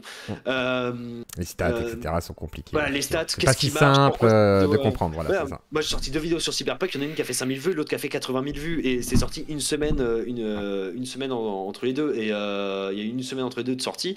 Et quand j'ai sorti la vidéo qui a fait un bid, Cyberpunk qui était en top tweet. Quand j'ai sorti ma vidéo qui a fait 80 000 vues, elle était pas, Cyberpunk n'était pas du tout au top tweet parce que la mode, du moins la mise à jour, était passée. Moi, je vais juste parler de choses que j'avais à dire avec Cyberpunk parce que je défends le jeu depuis longtemps. C'était quoi ta question? Excuse-moi, je suis en train de me perdre. C'était. Et du coup, c'était. Oui, le 18-25. Est-ce que tu penses pas que ça peut être une communauté qui est plus déterre que les joueurs Smash Bros ou pas? Moi j'ai vu YouTube, je parlais de YouTube Studio parce qu'en fait on voit d'où viennent les gens quand ils viennent sur la vidéo. Soit ils viennent de Twitter, soit ils viennent de la page, souvent ils viennent des recommandations YouTube, page web et tout ça. Et souvent je vois jeuxvideo.com. Et je fais, mais putain, et du coup, bah, c'est simple, hein, tu vas sur jeuxvideo.com, tu googles ton nom dessus, et c'est parti, et là, tu vois des trucs aberrants. Soit tu vois des. En fait, c'est souvent des abonnés. Ça commence par un abonné super fan ou qui aime bien mon contenu, qui fait regarder, le gars a raison, il a parlé de ça, et après, le mec, moi et ce mec-là, on se fait défoncer pour rien, parce que les mecs, ils débriefent sur d'autres choses, mais les mecs viennent quand même sur la vidéo. Donc, ça génère du clic, et je comprends pas. Alors, oui, la communauté peut faire peur, moi, après, je sais pas. Moi, quand je vais dire JVC, je compte pas parler du forum, à part pour dire que c'est un putain de bordel. Et ils sont même dédouanés. À un moment, il y avait une interview je crois qu'on peut encore retrouver. C'était avant que le stream rejoigne JVC. Comme quoi, il y avait une question publique en mode bon, bah, du coup, question du chat, bah, du coup. C'est vous qui modérez le forum. Est-ce que ça vous touche? Il fait non, mais en fait, le forum, ils ont dit que c'est hors JVC. En fait, c'est un truc qui les dépasse aussi. Sauf que bon, bah voilà, quoi. C'est pour ça. Moi, quand on me dit pourquoi tu fais pas un Discord, beaucoup de gens m'ont dit à l'époque, quand j'avais 10 000 abonnés, fais un Discord pour tes abonnés, ça pourrait être ouf et tout. Et là, j'en ai encore plus. Je suis à 30 000. Tu veux pas faire un Discord? Non, non, non, non. Les Discords, c'est la pire chose à faire. Moi, je C'est le vois beaucoup de avec des temps en gars fait, comme. c'est ça. Ouais, et puis même, je le vois comme avec des youtubeurs comme Esquive la boule de feu, qui est un gars assez sympa. J'ai du mal à suivre son contenu parce que vraiment ça m'intéresse pas. Mais j'avais suivi 2-3 vidéos que j'avais beaucoup aimé, c'est pour ça que j'étais sur son Discord. Et du coup, c'est un bordel là-bas. C'est vraiment, en fait, c'est des fanatiques. En fait, ça regroupe les groupuscules de fanatiques des chaînes YouTube. C'est Et ça. dès que t'as un avis divergent sur un truc, tu te fais casser la gueule. Ça m'intéresse pas du tout. Après, Genre ça vraiment, dépend. Tu peux avoir des Discord. Moi, par exemple, le mien, je l'ai un peu orienté justement pour qu'il y ait un peu de tout, même des gens pas d'accord, etc. Ce qui fait que c'est un petit peu plus. Voilà, c'est différent. Mais c'est vrai que souvent, un Discord, c'est les fanatiques bien religieux qui sont prêts à faire des gros dons et tout. Enfin, voilà. C'est la crème de la crème. Mais en même temps. C'est vrai que ça peut être très chiant. Moi, j'ai pas envie de me faire sucer toute la journée, j'avoue. Donc, il y a un moment donné, effectivement, on garde ses distances. D'accord. Donc, et du coup, petite question un petit peu. Voilà. C'est depuis quand on a besoin de l'opinion de quelqu'un, du coup, pour jouer à un jeu, finalement, et se faire une opinion sur ce jeu? Eh bah tu vois, j'en avais C'est assez parlé récent. dans une vidéo sur Starfield que j'avais appelé Ne regardez pas les tests sur Starfield, un truc dans le Mm. genre, parce que du coup tout le monde c'est comme Cyberpunk, hein, tout le monde lui a Très bonne craché vidéo dessus d'ailleurs, hein, je me tous les jours. souviens. Très très bonne Merci. aussi. Hein, vraiment, Mais je la conseille. il y a beaucoup de gens qui, pareil, moi quand j'ai commencé à popper, hein, j'ai fait 5000 vues d'un coup à l'époque, c'était ouf parce que j'avais à peine 200-300 abonnés. C'est cette vidéo-là qui m'a fait atteindre mes 1000 premiers abonnés. C'était, voilà, un jour avant, tout le monde crachait la gueule de Cyberpunk. Alors, oui, je comprends pourquoi, sauf que du coup, personne n'y avait joué et du coup, j'avais mis ça. C'est là où j'ai commencé à avoir une ligne éditoriale où je me retrouve un peu plus en ce moment et où, voilà, où je commence à m'éclater dessus. Et je suis en mode, mais pourquoi les gens ont systématiquement envie de donner leur avis sur un jeu et pourquoi ils en font des tonnes, surtout quand on n'en sait pas grand-chose. Je pense que voilà, maintenant c'est la mode, hein. Twitter, c'est le pire réseau social du monde. Le pire réseau social du monde. J'y suis évidemment, hein, c'est pour parce que bah, Faut je suis communiquer. énormément d'artistes là-dessus et voilà, et puis pour moi surtout pour communiquer évidemment. Il y a pas mal de trucs qui se passent sur Twitter et moi quand j'ai sorti ma vidéo, bah, ça a retourné une partie de Twitter et c'était fou. Quand j'ai vu Galax, qui est un gars à plus d'1,5 million d'abonnés, qui m'envoie des messages pour un peu parler de la vidéo et tout, j'ai fait ah ouais non mais j'ai touché du monde quoi. Et du coup Twitter c'est ça qui est bien parce que tu vois en fait la portée de ton message, que ce soit positif ou négatif malheureusement, hein. Mais donner l'avis sur un jeu, c'est bien, hein, moi je le fais. Après, c'est pour ça que, comme j'ai dit dans ma vidéo, j'ai du mal à déjà faire des critiques de jeux vidéo. Avant, je faisais mes premières vidéos, c'était un jeu, une critique, hein, si vous voulez fouiller dans les vieilles vidéos. Voilà, je prenais un jeu, je le critiquais, voilà, un peu manière journalistique comme je le pouvais. Mais sauf que je m'ennuyais parce qu'en vrai, tout le monde avait déjà traité du jeu et surtout, c'était pas pertinent, je rajoutais pas plus de choses. Et c'est quand j'ai commencé à parler des choses qui me gênaient dans l'industrie ou qui me gênaient dans un jeu que d'un coup, là, j'ai eu un peu plus d'écoute de la part des auditeurs et des viewers plutôt. Et bon, bah, ça a marché pour moi, mais après, toujours parler de jeux vidéo tout le temps, tout le temps, tout le temps, de toujours avoir un avis. Moi, j'encourage les gens à avoir un avis tant que c'est constructif. Par contre, si c'est pour dire la même chose que tout le monde, il y a un moment, ça sert à rien. À part, oui, bon, il y a le cas Baldur's Gate 3, ok, il est super, mais même moi, Ouais, j'ai c'est sorti une chiant au bout vidéo d'un à moment, ouais, contre-courant c'est ça. dessus. J'ai appelé ma vidéo Baldur's Gate 3 me saoule. Alors, ma copine y joue et j'y joue, hein, donc voilà, on est très fan de Baldur's Gate, mais c'est chiant parce que tout le monde en parlait au Game Awards. Bon, après, on dit ce qu'on veut des Game Awards, hein. Moi, je regarde ça que pour les thrillers, mais il a tout raflé. Et pour moi, Alan Wake 2 avait 4 4 fois plus de qualité et il s'est fait un peu éclipser, pas trop, parce que vraiment c'est un putain de jeu, je vous conseille de jouer à Tout le Alan monde Wake 2. Alors, reconnaît la beauté d'Alan Wake et la maestria qu'il je apporte. vous le conseille alors que j'y ai pas joué, hein. J'ai fait le 1 et là je viens de finir l'histoire de Control avec le DLC Alan Wake et je suis en train de faire le DLC Foundation. Et déjà j'ai vu en fait j'ai lu l'article de Canard PC sur sur le dernier magazine et je fais mais tout le monde, si Canard PC dit que c'est bien, excellent, je pense qu'il y a un truc. Et moi j'avais vu deux trois vidéos d'américains trois vidéos de podcasts américains qui en parlaient et qui disaient qu'en quoi c'était vachement bien, il y avait ça, et eux ils ont un recul critique de ouf, ils sont encore pires que moi. Eux ils tapent les gens vraiment de ouf, genre quand ils sont pas contents, c'est pareil pour moi quoi. C'est pareil que pour moi, tu vois, genre vraiment ils le disent avec les tripes, c'est un cri du cœur ces gars-là. Et du coup, bah, ça me fait rire de voir que que voilà, que Alan Wake 2 a plutôt bien fonctionné, mais que Baldur's Gate 3 a tout raflé évidemment. Mais je pense qu'à un moment, ouais, faut juste se poser, voir ce qui est sorti aussi. S'il y a 4 gars qui disent que Baldur's Gate c'est bien, bon bah ce serait bien de trouver un autre angle, tu vois. Et moi, c'est ce que j'essaie de faire, je trouve un autre angle parce que sinon, moi, je m'ennuie de ouf. Et je pense que les gens aussi, maintenant, ils consomment beaucoup moins de contenu. C'est pour ça que je pense que MB fait pas énormément de vues. De base, peut-être qu'il a hein, je dis ça parce que s'il l'écoute, il va aussi une plainte, parce que si je dis diffamation, tu vois, ça va être vite. Puis il a peut-être acheté. T'as le droit de dire qu'il fait pas beaucoup de vues, hein, c'est pas interdit. Non, mais c'est un avis. Acheté, alors ça, après, c'est peut-être, c'est une supposition qui n'est pas une affirmation. Donc, t'as le droit de le dire. C'est pas une affirmation, c'est une grosse supposition que j'ai. Tu imagines dans ta tête que peut-être, voilà. C'est ça, et en fait, bah, les gens regardent Julien Chiez, donc ils vont pas regarder EMB. Et moi, surtout quand il y a le même titre. Ouais, ça, moi, des fois, ça m'arrive de tomber sur une vidéo de Julien Chiez. Genre, tu vois, je mets de la musique, je fais la vaisselle, et puis d'un coup, tu vois, je fais la suite, et la suite, c'est Julien Chiez. Bon, j'ai les mains dans la vaisselle, casse les couilles, je vais pas les changer. Et du coup, j'écoute et je me fais, ah ouais, d'accord, ok, cool. Ah ouais, d'accord, il en pense ça, d'accord. C'est intéressant. C'est intéressant parce que c'est un contenu mainstream, et je me dis, ok, c'est cool. Bon, j'ai l'avis du gars le plus mainstream du monde qui est d'accord avec tout le monde et qui trouve tous les jeux formidables. Et dès qu'il y a un jeu qui plaît pas, lui aussi, ça lui plaît pas. Donc, c'est le mec, voilà, moi je suis quelqu'un de soit noir soit blanc dans mes vidéos, genre j'aime ou j'aime pas. Lui il est tout le temps gris, c'est oui j'aime bien, oui parce que tout oui, il voit le positif et le négatif tout le temps quoi. Je fais ma vaisselle, c'est ce que j'appelle mon contenu vaisselle, voilà, je fais ma vaisselle, je me marre et je suis en mode putain il dit quand même un peu de merde, oui je comprends pourquoi il dit ça, d'accord, je fais ah non mais quand même là faut que je fasse une vidéo pour en parler de ce gars là parce qu'il m'énerve. Je crois que le pire avec MB c'est quand il te fait tu sais les soldes genre Switch, il est là, alors je veux dire tous les jeux qu'il faut acheter finalement ils sont tous bien, genre ils sont tous merveilleux et tout, alors je veux bien être passionné de jeux vidéo, moi je peux entendre, tu vois, mais genre, il y a un moment donné où il y a quand même des jeux de merde, quoi, tu peux le dire, c'est pas interdit. Et non, c'est compliqué.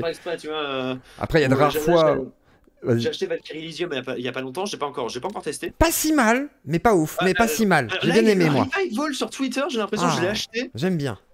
Et d'un coup, paf, tout le monde y a rejoué et tout, comme quoi il y a un peu des niveaux difficiles des fois, ça mais ouais, c'est pas mal. C'est une sorte de petit double 1, c'est sympa entre un Nier Automata et et j'ai fait ok, je l'achète parce que du coup je sens qu'avec la hype je vais plus le trouver, il va doubler de prix, j'ai vu un 20 € à Micromania en occasion, j'ai fait vas-y je le prends. C'est en même temps que ma copine, ma merveilleuse femme m'a acheté Tekken 8 en Ultimate, je t'aime.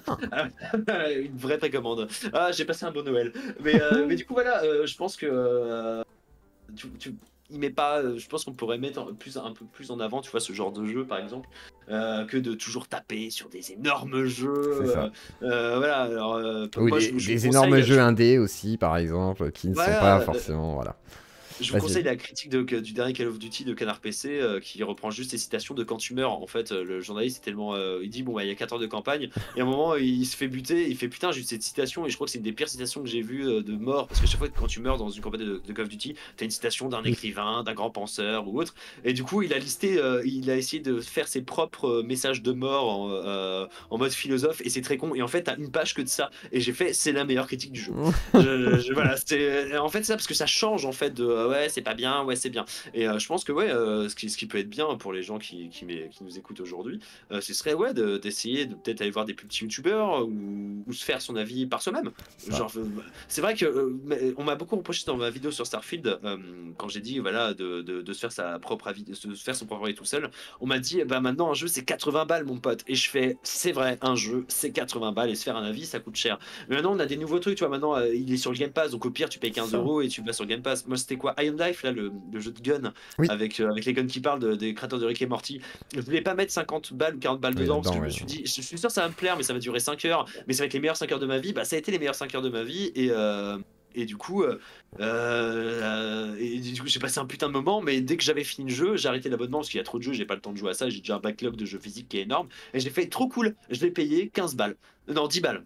Non, même pas, j'avais le premier mois 1 euro. Et Oui, je me donc suis oui, fait, voilà. maintenant, on peut se faire on peut avoir Starfield à 10, 12, 13 euros et tout. Et maintenant, on peut se faire des affaires un peu plus facilement. Après, évidemment, le jeu vidéo, C'est c'est un coûteux. produit de luxe, hein, faut le dire. Hein. Mais pareil, moi, je me suis pris j'ai eu une balle dans la tête là, ce matin en me réveillant parce que je voulais prendre des places pour voir la WWE. Donc, le catch, il passe en France. Et Les 700 places que euros, je ouais. voulais, les places que je voulais, ils étaient entre 700 euros et 1800, trucs dans le D'accord. genre. J'ai dit à ma copine, bah désolé, même si on est très fan, on n'y va pas parce que c'est pas. Alors, maintenant, j'ai la chance que c'est pas au-dessus de mes moyens, mais je mets pas 1800 euros pour 2 jours. J'ai calculé, je crois que ça me faisait 7 Hellfest. J'ai fait, bah non, je préfère aller à 7 Hellfest. Et du coup, tout ce qui est produit de consommation, maintenant, c'est un produit de luxe et se faire son avis, c'est dur.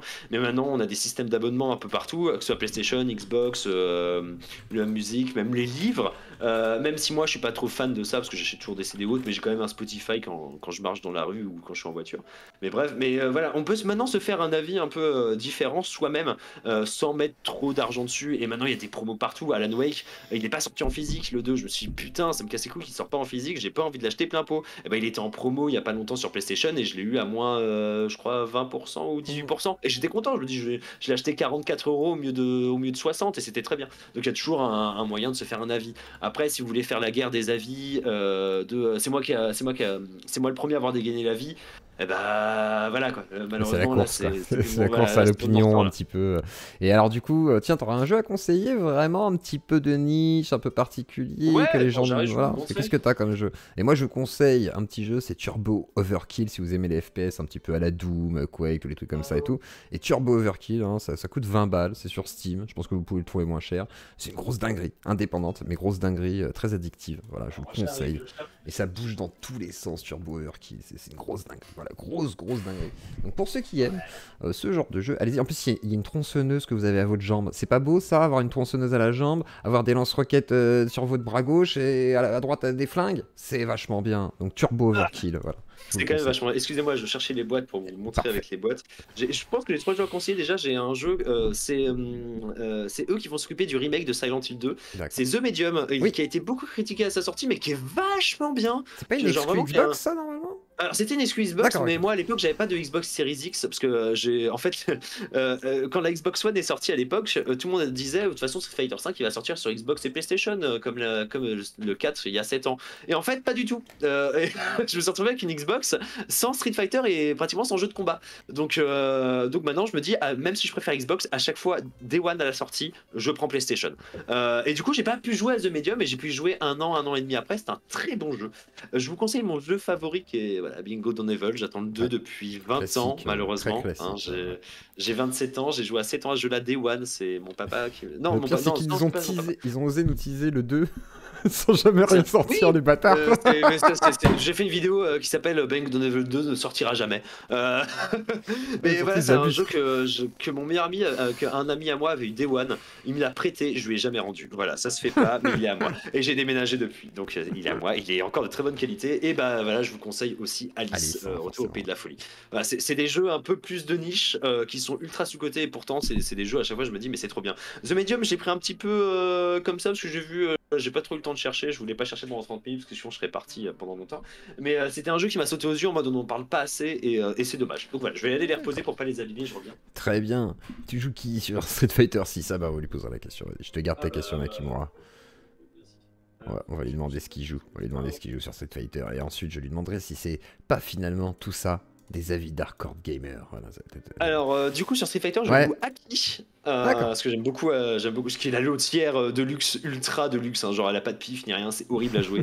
Mais je crois que je suis monté diamant avec, donc ça va. Malheureusement, je suis plus sur Guilty Gear avec la sortie d'Hellfett je suis beaucoup sur Tekken 7 parce que je prépare Tekken 8 et comme je suis un nouveau joueur sur Tekken parce que je suis très joué 2D et pas assez joué 3D, du coup je me prépare comme ça. Mais ouais, je joue Aki et puis je jouais évidemment Juri et Manon parce que Manon c'est une française, elle fait des pauses Jojo Bizarre Adventure, c'est trop bien. Elle fait du karaté ou du taekwondo. Bref, c'est génial. Moi, je joue les persos marrants, je joue les persos qui me plaisent un peu physiquement et dans leur attitude un peu foufou. Donc voilà, s'il y a un V1 qui se fait, moi j'arrive, je branche mon stick après, puis je vous fous une branlée tous autant que vous êtes. Y a aucun problème. Bah, moi c'est Je sûr suis que je me bon, prendrai une. Moi, je suis très mauvais en jeu de combat. Moi, je suis meilleur en FPS à la Bah, limite, un peu nerveux. Yannick, Cher Pierre, qui est très fan comment dire, de Street Fighter, qui a une collection immense. Il m'a dit de venir en tournoi parce qu'ils organisent des tournois entre eux. Et en vrai, je pense que Yannick a un petit niveau parce que lui, il a énormément de Street Fighter partout. Il pullule que ça. et je pense que, mais il m'a dit qu'il n'était pas ultra bon, mais qu'il a quand même son petit niveau. Je pense que ça peut être intéressant. Alors tiens, question très bête.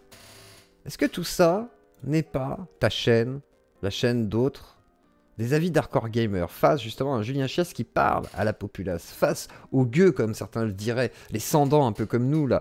Est-ce que finalement on n'est pas entre deux mondes qui s'opposent, c'est-à-dire un Julien Chies qui fait partie du mainstream, quasiment de la télé on pourrait dire sur internet, et nous qui sommes les voilà des fans absolus, passionnés, et du coup bon on n'est pas content mais parce que voilà nous on est des fans et que le joueur lambda il s'achète 3 jeux dans l'année et c'est réglé, nous on achète peut-être voilà. Le joueur lambda, déjà, c'est des gens qui achètent FIFA, Call of et puis Fortnite. Ah, c'est méprisant. Ouais, c'est pas méprisant, c'est juste le réel, c'est qu'en fait, on est une niche de joueurs à jouer à autre chose. Il y a plein de jeux qui sortent, même si on est 1 million, bah, on est 100 000, 200 000 sur des conférences et tout, mais il y a plein de gens, ils attendent juste leur FIFA et tout. Genre, truc un peu con. J'ai un ami lui qui joue qu'à FIFA ou qu'à Call of quand il a le temps après le taf, après c'est s'occuper de ses enfants, d'avoir passé du temps avec sa femme. Il joue à Apex, à Call of et à FIFA. Et lui quand il dit qu'il y a une nouvelle console qui joue, il appelle ça littéralement une PlayStation. Mais alors qu'il s'achète une Xbox, parce que lui il est plus Team Xbox, il dit oh, il y a une nouvelle PlayStation qui sort. Comme à l'époque tous les jeux, toutes les consoles portables, on appelait ça une Game Boy. Et moi ma mère elle me dit arrête de jouer à ta Game Boy, viens manger. Alors que j'étais sur une PS2. Voilà c'est les gens jouent en fait aux jeux vidéo de manière sport addictive. Voilà, sport addictif, voilà comme ça. Tu joues un FIFA quand t'as le temps, un petit Apex, et moi je suis un gros joueur d'Apex donc je comprends. Et c'est ça vraiment le gros nerf le gros nerf des joueurs, la centralité des joueurs, c'est ça, c'est des gens qui jouent à FIFA, Call of et tout, et c'est pour ça que ça marche énormément. Même si c'est tapé un 4 ou des 3 sur 10 partout Call of Duty, il se vend quand même très bien. Très bien ouais. Après, c'est vrai qu'on est entre deux camps, parce que t'as le brillant Julien Chiez, et il y a nous qui sont un peu dans le camp de bah, on fait moins de vues, donc on peut peut-être se permettre de dire des choses, sauf que lui, s'il se permet de faire des vidéos fournies, mais travailler, mais que les vidéos n'intéressent personne, bah du coup, il se tire une balle dans le pied, il fait moins d'argent, il vivra moins bien ce mois-ci. On n'est pas du tout dans la même dynamique. Moi j'ai encore un boulot, alors j'ai encore un boulot à côté, c'est mon YouTube qui est à côté, mais moi j'ai un boulot donc moi je m'en fous. C'est pour ça quand j'ai dit putain la chaîne YouTube elle va peut-être mourir avec la vidéo que je sors, et bah c'est pas grave parce que moi je vis de la vidéo et je filme des artistes que j'ai toujours voulu filmer toute ma vie et j'ai 1 million d'histoires à vous raconter alors que ça fait que 2-3 ans que je fais ça et c'est un truc que j'adore. Mais oui malheureusement il y a ce truc de c'est dur de faire la différence quoi. On est des hardcore gamers, je pense pas, du moins moi je me considère pas comme un hardcore gamer, même si je râle tout le temps. Mais oui, il y a ces teams de Julien parle à des gens plus qui jouent à FIFA, Call of Duty ou du moins qui peuvent s'intéresser à d'autres jeux, mais de manière plus factuelle, moins factuelle. Et il y a nous qui dès qu'il y a un truc qui pop sur Twitter, sur Reddit, on se dit putain il y a ça, il y a Thriller qui vient de sortir. Moi je suis abonné à plein de trucs que des jeux vidéo je suis abonné à des jeux vidéo et de la musique. Et à chaque fois qu'il y a des releases par exemple de jeux vidéo d'IGN, de PlayStation, de Xbox, des fois j'ai des thrillers qui sortent en quadruple, en 5 tubes parce que du coup je suis abonné à plein de trucs et paf j'ai 5 thrillers du même jeu à chaque fois. Donc ouais je pense vraiment que nous on fait partie d'une niche et que lui il parle à la populace et c'est pour ça que ça marche et moi je n'en veux pas pour ça, au contraire il a trouvé son bise et c'est très bien. Et coucou à Critics du coup Café Critics, coucou à toi. Et alors du coup qui était en train de se tirer les cheveux l'autre soir parce qu'on parlait avec un Moutazilit, il était en mode c'est quoi ce délire, c'est un terroriste et tout. Non c'était pas un terroriste et il est très gentil Moutazilit. En plus on va avoir un méga débat Al-Jawab avec Jack le Fou. Et en parlant de Jack le Fou qui est quelqu'un qui est dans sa sphère TikTok en principe et bien maintenant sur YouTube, il a une question pour toi très touchy. Je vais te la poser quand même parce que elle est dure. Il pense quoi de c'est son jeu préféré de tous les temps, Morrowind. Est-ce que tu as un avis sur Morrowind? Et il admire ton travail aussi, il m'a dit. Ah bah c'est gentil. Pour ça, alors c'est marrant parce que je viens de lire un article encore sur Canard PC, on dirait que je suis payé pour dire que je lis Canard PC. En même temps, Canard PC, c'est vraiment les meilleurs. Ah, vraiment, alors, petit conseil, je te coupe une seconde, mais c'est vraiment les meilleurs, je trouve, pour traiter de jeux vidéo de manière un peu pointue, de l'industrie, du développement, de qu'est-ce qu'un jeu et comment on peut l'apprécier selon aussi comment tu aimes les choses, toi, personnellement, et chacun a son avis sur un jeu, etc. Et c'est vachement intéressant d'avoir leurs opinions, même si des fois ils vont tous descendre un jeu et que tu peux l'aimer, tu vois, c'est pas un problème, mais ils ont un truc vraiment intéressant. Alors, ok, c'est des horribles gauchistes pour certains, sauf Agbu. Agbu, c'est un droitard. Profitez-en. Donc voilà. Donc il y a un peu. Voilà, il y a de quoi j'ai envoyé faire. des bureaux. Hein. J'ai envoyé des bureaux de tous mes potes. Maintenant, j'arrive chez eux, j'envoie des bureaux, ils jugent les bureaux. Voilà, c'est les tribunaux des bureaux et tout. Donc allez découvrir ça. Et Agbu, qui est très drôle, très sympa. Enfin, ils ont une plume, ils savent écrire. Donc ils ont un magazine papier auquel j'ai été abonné l'année dernière, par exemple, toute l'année. Quand j'aurai de nouveau les moyens, pareil, je me réabonnerai. Et c'est vraiment quelque chose que je vous conseille. Canard PC, ils étaient avant affichés derrière. Là, pour l'instant, ils ne le sont plus. Mais allez voir Canard PC, c'est une tuerie. C'est très bien. Et ils méritent du soutien. Ils ont failli disparaître et il faut les soutenir parce que ce genre de magazine, on a besoin. Et ils ont récupéré d'ailleurs The JB Show, Jean-Baptiste Chaud, qui des fois intervient là-bas de temps en temps, me semble-t-il. Alors je sais pas si c'est encore le cas en ce moment, mais voilà. Donc il y a du monde et c'est intéressant. Et je te rends sur Morrowind. Oui, alors du coup c'est marrant parce que Canard PC avait sorti un truc de, c'est un des gars qui, je me rappelle plus c'est qui est très fan d'Oblivion et qui l'a retesté sur Steam Deck des années après et il a toujours les bons souvenirs, mais c'est très drôle comme article parce que le jeu a très mal vieilli. Du coup je pense que c'est un peu pareil. Alors moi j'ai Morrowind, j'ai joué pour essayer à l'époque d'avoir un avis dessus parce que quand Skyrim est sorti tout le monde a dit ouais mais Skyrim nanana c'est juste Morrowind avec des beaux graphismes. J'ai essayé Morrowind, j'ai vu que la map était trop grande, il y avait trop de trucs à faire, j'ai fait qu'est-ce que c'est que cette merde. Je crois que je suis pas né, je serais né avec, j'aurais été trop content.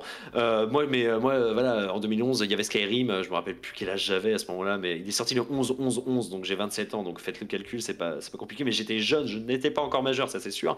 J'ai joué je crois une bonne vingtaine d'heures à Morrowind parce que un pote qui est très fan et qui me bassine avec. On a tous un pote qui nous bassine avec un jeu. Moi, j'ai un pote qui me bassine avec Morrowind toute sa vie. À chaque fois que j'arrive chez lui, il joue à Morrowind ou il en parle. C'est ultra chiant. Mais je comprends l'amour qu'il a pour le jeu et j'ai pu le faire un peu chez moi 5-6 heures et j'ai joué vraiment le reste des 20 heures chez lui qui me conseillait et tout. Et en fait, je l'ai fait avec un passionné à côté de moi. Donc, quand t'as un passionné à côté de toi, c'est très différent. Et il te dit, ouais, allez, il te dit, regarde, et t'en penses quoi et tout. Et puis, il te pose des questions. Et du coup, moi, j'avais vraiment l'impression de faire un. Je lui faisais un let's play en fait. Et lui, c'était le guide narratif. Des fois on peut avoir ça dans les films ou maintenant dans les jeux on peut acheter des DLC par exemple. Maintenant il est gratuit sur Life is Strange, j'ai refait Life is Strange il y a pas longtemps avec le commentateur des développeurs à chaque fois que tu fais une action ou autre de comment ils ont imaginé le truc et ben voilà j'avais l'audio description du développeur, j'avais l'impression à côté, donc je pourrais pas vraiment répondre à ta question parce que à Morrowind j'ai pas énormément joué mais je comprends toute la passion et tout l'engouement qu'il y a derrière. D'accord. Et alors, petite question, on revient un petit peu au Steam Deck. J'ai Garkem qui est dans le Discord qui m'a envoyé une question. Il m'a dit que pense-t-il du cloud gaming et des consoles portables et pourquoi ce serait aussi l'occasion d'en parler dans cette époque un peu particulière, quoi, qui change, on va dire.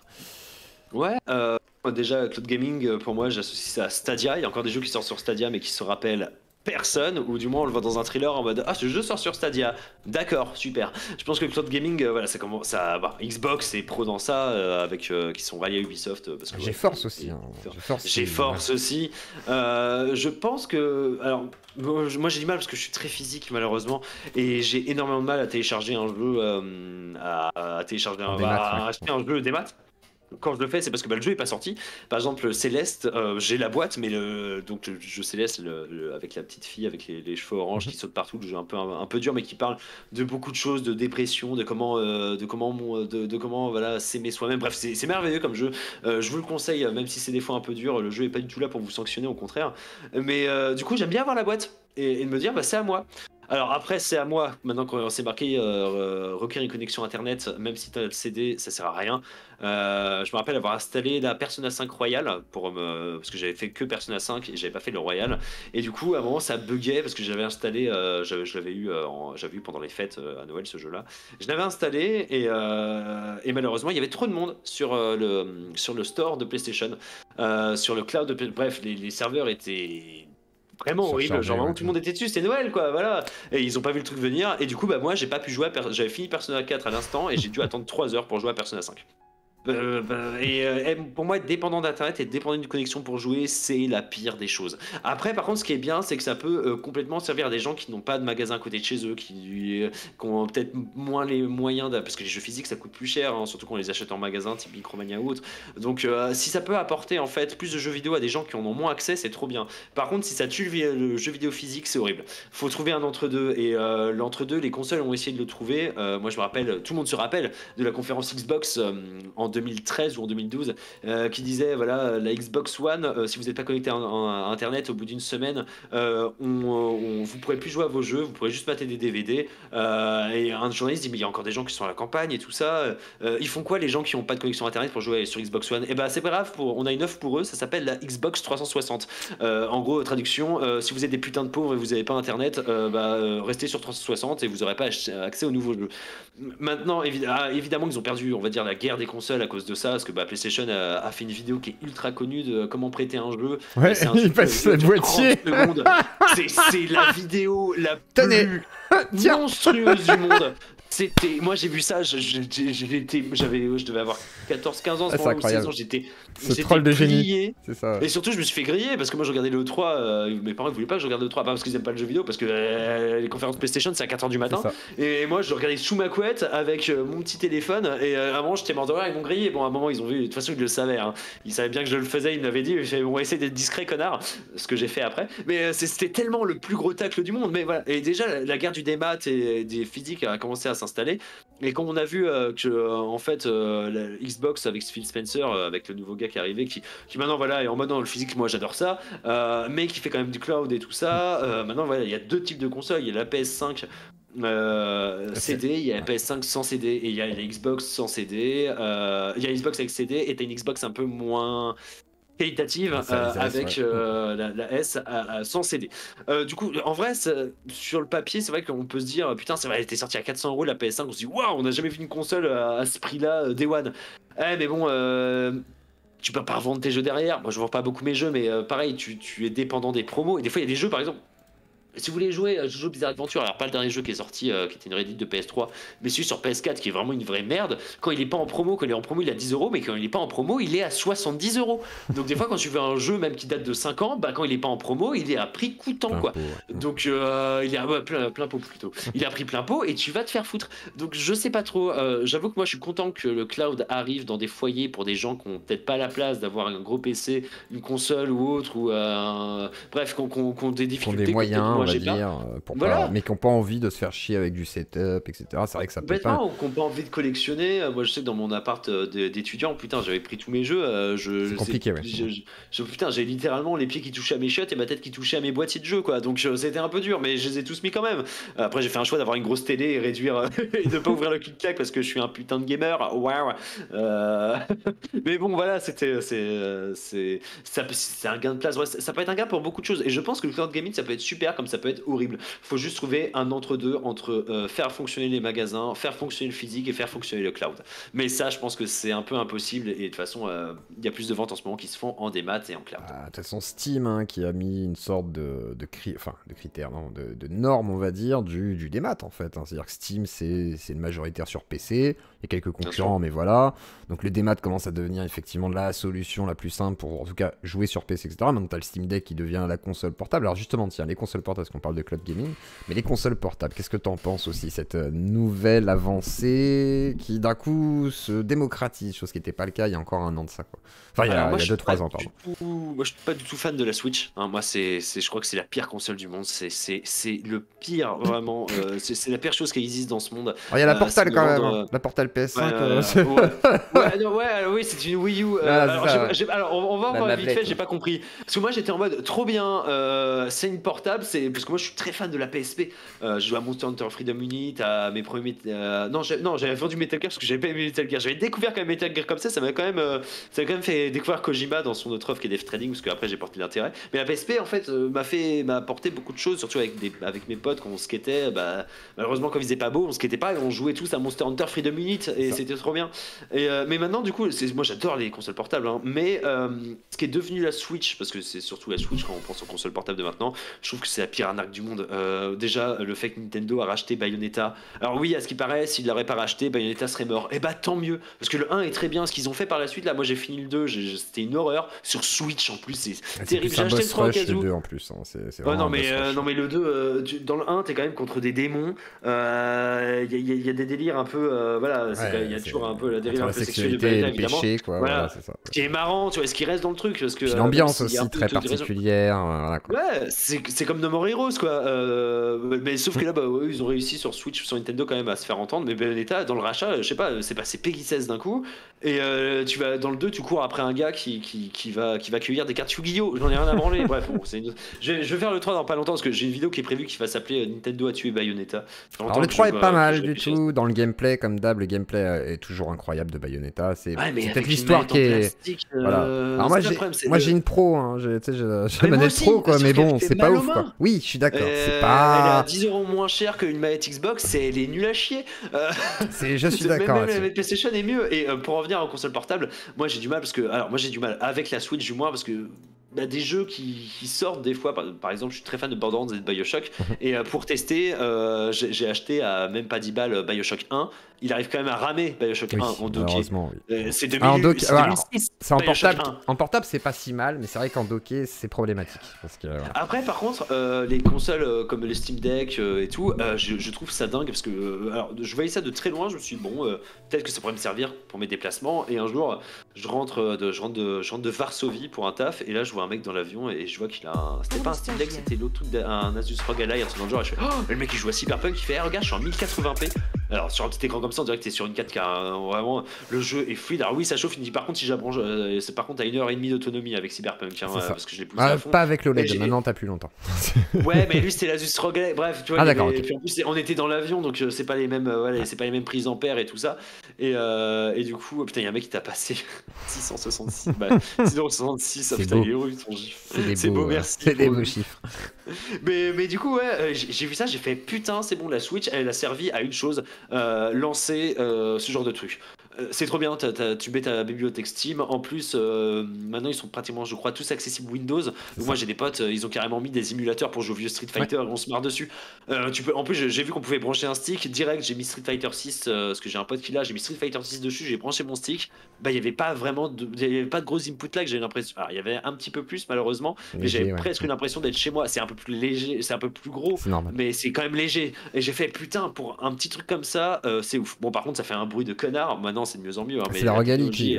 Mais ils ont le Steam Deck, moi je l'ai là. Je suis bluffé moi par contre. Alors c'est un petit peu moins puissant que la ROG Ally, forcément tu vas pas pouvoir afficher autant, mais par contre je suis assez bluffé de la capacité de cette console à faire certaines choses. Et certains me disent est-ce qu'on peut appeler ça une console portable? Et bah oui en fait, c'est-à-dire que le Steam Deck c'est vraiment une console portable. Autant la ROG Ally on peut se dire ouais faut bidouiller quand même, faut installer Windows machin et tout. Le Steam Deck c'est que tu rentres ton identifiant Steam, ton mot de passe c'est réglé. Il y a pas de discussion. Tu télécharges ton jeu, il est là, tu joues et c'est d'une qualité assez incroyable. Alors je l'ai pas encore docké pour vérifier comment c'est en docké, mais il semblerait que docké aussi ça fonctionne très bien, donc tu te dis bon, tu peux monter à 1080 quoi. J'ai un pote qui a pris ça parce que ça coûtait quand même moins cher qu'un gros PC gamer à faire tourner et il fait et puis moi je peux l'embarquer et j'ai fait bah ouais c'est trop bien. C'est ça, mais c'est incroyable. Moi j'attends parce que du coup j'ai failli acheter le Steam Deck et il y a le OLED qui est sorti et Canard PC disent que voilà c'est le jour et la nuit entre les deux. Ah mais faut aller sur du OLED, oui, bien sûr.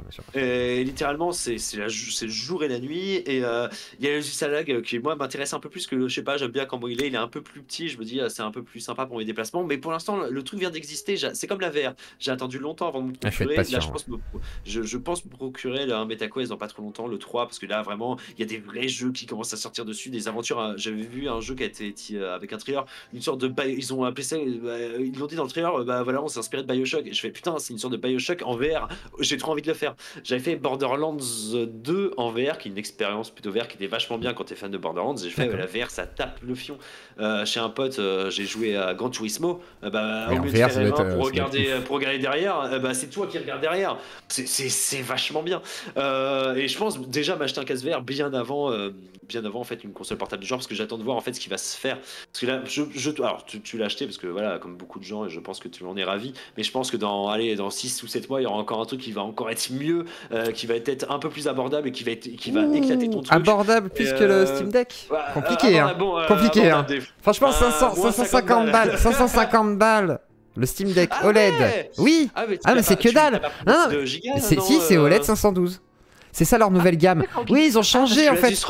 Ils ont viré le LCD. Il y a un LCD qui est en 200, je sais plus combien à la moitié quoi de 512, 256 ou une connerie comme ça. Et du coup, t'as le 512 OLED à 550 €, voilà. Et ensuite, t'as 600 balles le spécial 1 giga. Mais oui. C'est pratiquement moins cher qu'un casque VR. Mais oui. C'est pour ça que je te dis que c'est une dinguerie. C'est oui. Et l'écran OLED est vraiment très beau. Il est vraiment magnifique, quoi. Je veux dire, à part l'écran de la Switch qui peut le dépasser, enfin qui peut l'égaler, on va dire, en OLED, parce que l'écran de la Switch est quand même propre en OLED.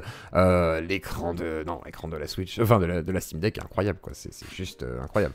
Donc meilleur rapport qualité-prix. Ma YouTube Money qui va partir dedans. Et bah voilà. Et une heure de plus. Oh, Valve, là. Je suis votre. C'est pas possible. Non, mais voilà, c'est vraiment une console incroyable. Et c'est vrai que au niveau de au niveau rapport qualité-prix, Asus c'est du 800 balles, je crois, pour avoir le Z1 Extreme. Et ensuite, le Legion Go, c'est du 900 €. Oui, Donc, on est sur. Ouais. Et après, t'as l'Ayaneo, etc., là, qui sont sur des 1002, machin et tout. Là, c'est plus accessible, c'est beaucoup trop cher.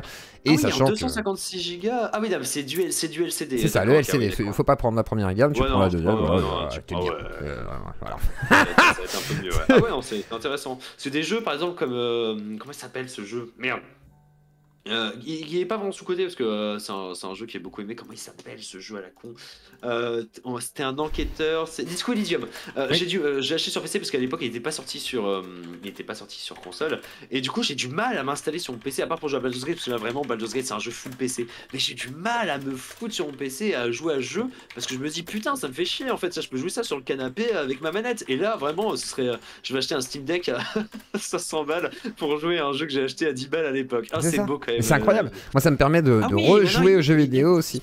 Et surtout que moi, le PC, par exemple, c'est pour travailler. J'ai pas de PC, tu vois. Donc, souvent, bon, j'ai pas envie de jouer sur PC. La console, c'est dans le salon. Ma femme n'est pas très jeu vidéo, faut dire la vérité. Hein, c'est pas son univers. Donc, du coup, j'avoue que jouer sur la télé, il y a des moments où je me dis, ouais, bah, c'est pas le meilleur endroit. Par contre, le côté portable, je suis dans le jardin, je peux. Je vais fumer une clope, je peux. Je vais aux toilettes, non, je vais pas aux toilettes avec ma console. Mais en gros, vous voyez le délire. Et c'est vrai qu'il y a un côté instantané. Et ça, c'est génial. Et c'est le côté bien chez la Switch. Mais voilà, quand tu joues à The Witcher, tu pleures. Donc, effectivement, jouer à The Witcher en qualité minimum série Xbox Pro ou peut-être même qualité low PS5, banco quoi. Donc effectivement très bon rapport qualité-prix et très bon. Il y a la hémicyclo, elle est pas sortie pour l'instant, elle est annoncée, on connaît pas les prix, donc c'est ça le problème Snake. J'aimerais bien mais elle est pas encore sortie. Alors tiens, je vais donner la parole à Orpheno pour l'avant-dernière question et après j'aurai une dernière question sur les jeux crypto Ponzi. Voilà, ce sera la dernière pour conclure cette belle interview. Alors Orpheno, es-tu parmi nous tout d'abord?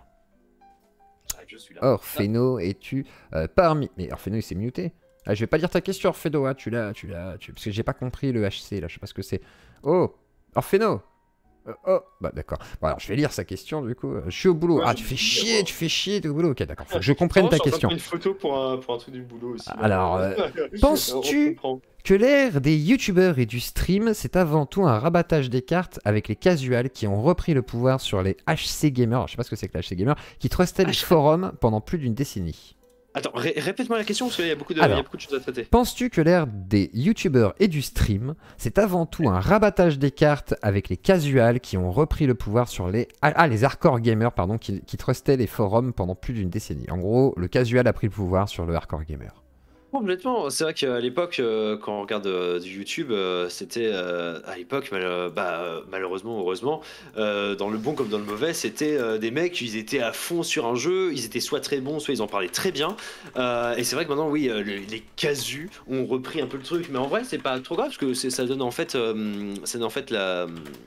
Comment dire, ça donne la parole à tout le monde et c'est ça qui est super cool. C'est vrai que bon bah voilà, casual quand on dit ça, moi je pense direct au mainstream, hein, je pense direct à Julien Chiez, même si le mec joue à énormément de jeux ou autre, directement moi je pense à ça parce que c'est ça qui fait du clic. C'est voilà, on te donne une info, on t'explique une vidéo, mais tu peux le comprendre parce que du coup il suffit pas de réfléchir, de prendre un peu de recul sur le sujet. Tu peux complètement le faire. Donc ouais, oui ça a pris un peu les devants effectivement. Après voilà, il y a toujours des gens qui font des vidéos qui tapent plus de 100 000 vues par vidéo et qui ont un putain de contenu un peu poussé. Je pense au mec, je me rappelle plus comment il s'appelle, mais qui fait des vidéos qui expliquent le lore d'Elden Ring ou les Alt 236. Voilà. C'est ça. J'en ai regardé une sur Bloodborne parce que malheureusement j'ai pas aimé Bloodborne parce que je suis pas très fan de ce délire à la Bloodborne, Cthulhu et tout ça. Malheureusement, je suis désolé, je vais me faire taper, je sais. Mais du coup, ce qui m'intéressait, c'est le lore. Et le mec, j'ai pas joué au jeu et j'avais l'impression quand même de comprendre comprendre le truc alors que le mec est très poussé. Et du coup, je suis d'accord avec cette question et en même temps en désaccord parce qu'en vrai, tout dépend de où tu vas regarder. Bien sûr, en tendance, ce sera des contenus mainstream, mais dès que tu creuses un tout petit peu plus, genre la top vidéo Julien Chaise, imaginons, je sais pas, Julien Chaise et moi, on parle du même jeu. En premier, ce sera lui, et puis peut-être tu défiles 2-3 vidéos après, c'est moi. Donc là, c'est plus, comment dire, c'est plus aux gens de chercher en fait. Comme je disais tout à l'heure, c'est faut éduquer les gens de se dire que on n'est pas là pour, on est là aussi pour s'instruire. On n'est pas là juste pour cliquer sur la première vidéo qui nous tombe des mains et puis tout nous est offert. C'est bien d'aller un peu chercher, de se creuser la tête. Et oui, des fois, c'est un peu long de chercher des youtubeurs, surtout qu'on sait pas sur quoi on va tomber. Mais en vrai, c'est toujours une putain d'expérience et moi, vraiment, je privilégie ça avant tout. Ok, parfait. Et alors, effectivement, je pense que... alors, moi, j'ai l'impression que tant mieux que les casus prennent un peu de pouvoir sur ce média, parce qu'en fait, c'est devenu le média le plus consommé aussi dans le monde du divertissement. Donc, à un moment donné... c'est normal que les casus en parlent et c'est une nécessité, comme ça le démocratise. Moi, ce que je voudrais, c'est que des casus soient au boulot de ma femme et lui disent joue à ce jeu vidéo, comme ça, moi je dirais oh, chérie, tiens, vas-y, joue à ce jeu vidéo avec grand plaisir. Et moi, je la regarderais en mode oh, c'est beau, elle joue enfin à Monster Hunter, effectivement. Ouais. Mais World, hein, le World. Ah, j'aime beaucoup. Le Rise, j'ai moins aimé, mais le World, il m'a passionné. Je me suis fait offrir le Rise par Capcom parce que je voulais faire une vidéo sur Monster Hunter. Pareil, j'ai plein de vidéos en préparation que, comme quoi Monster Hunter, c'est quand même un peu sous-côté, même si ça reprend ses lettres de noblesse de plus en plus. Et du coup, on a joué à Rise et puis Clémence, donc ma femme a vu ça, elle fait mais j'ai trop envie de jouer avec toi.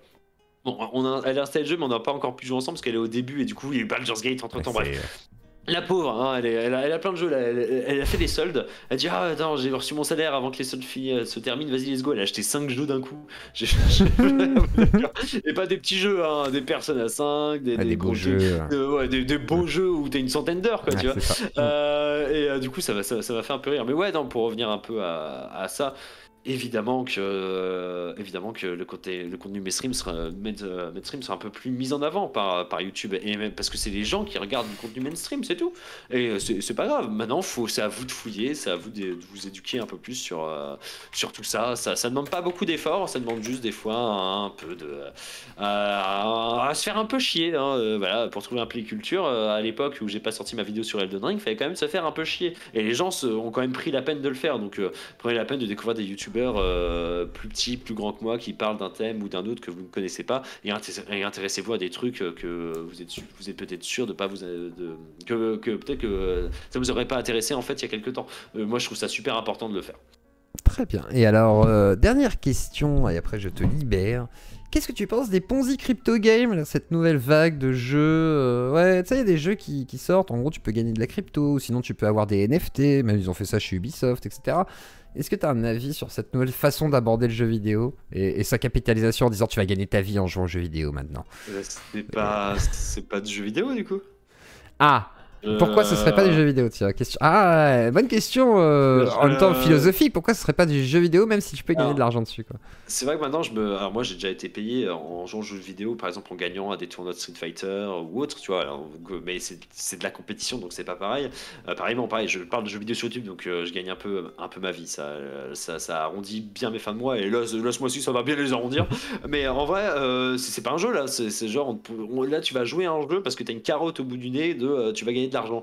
Bah j'appelle pas ça jouer, moi je joue parce que j'ai envie de découvrir un univers ou j'ai envie de m'amuser avec des potes ou j'ai envie de flinguer un mec qui est à l'autre bout de la terre parce qu'il est plus mauvais que moi, parce que ça me fait rire.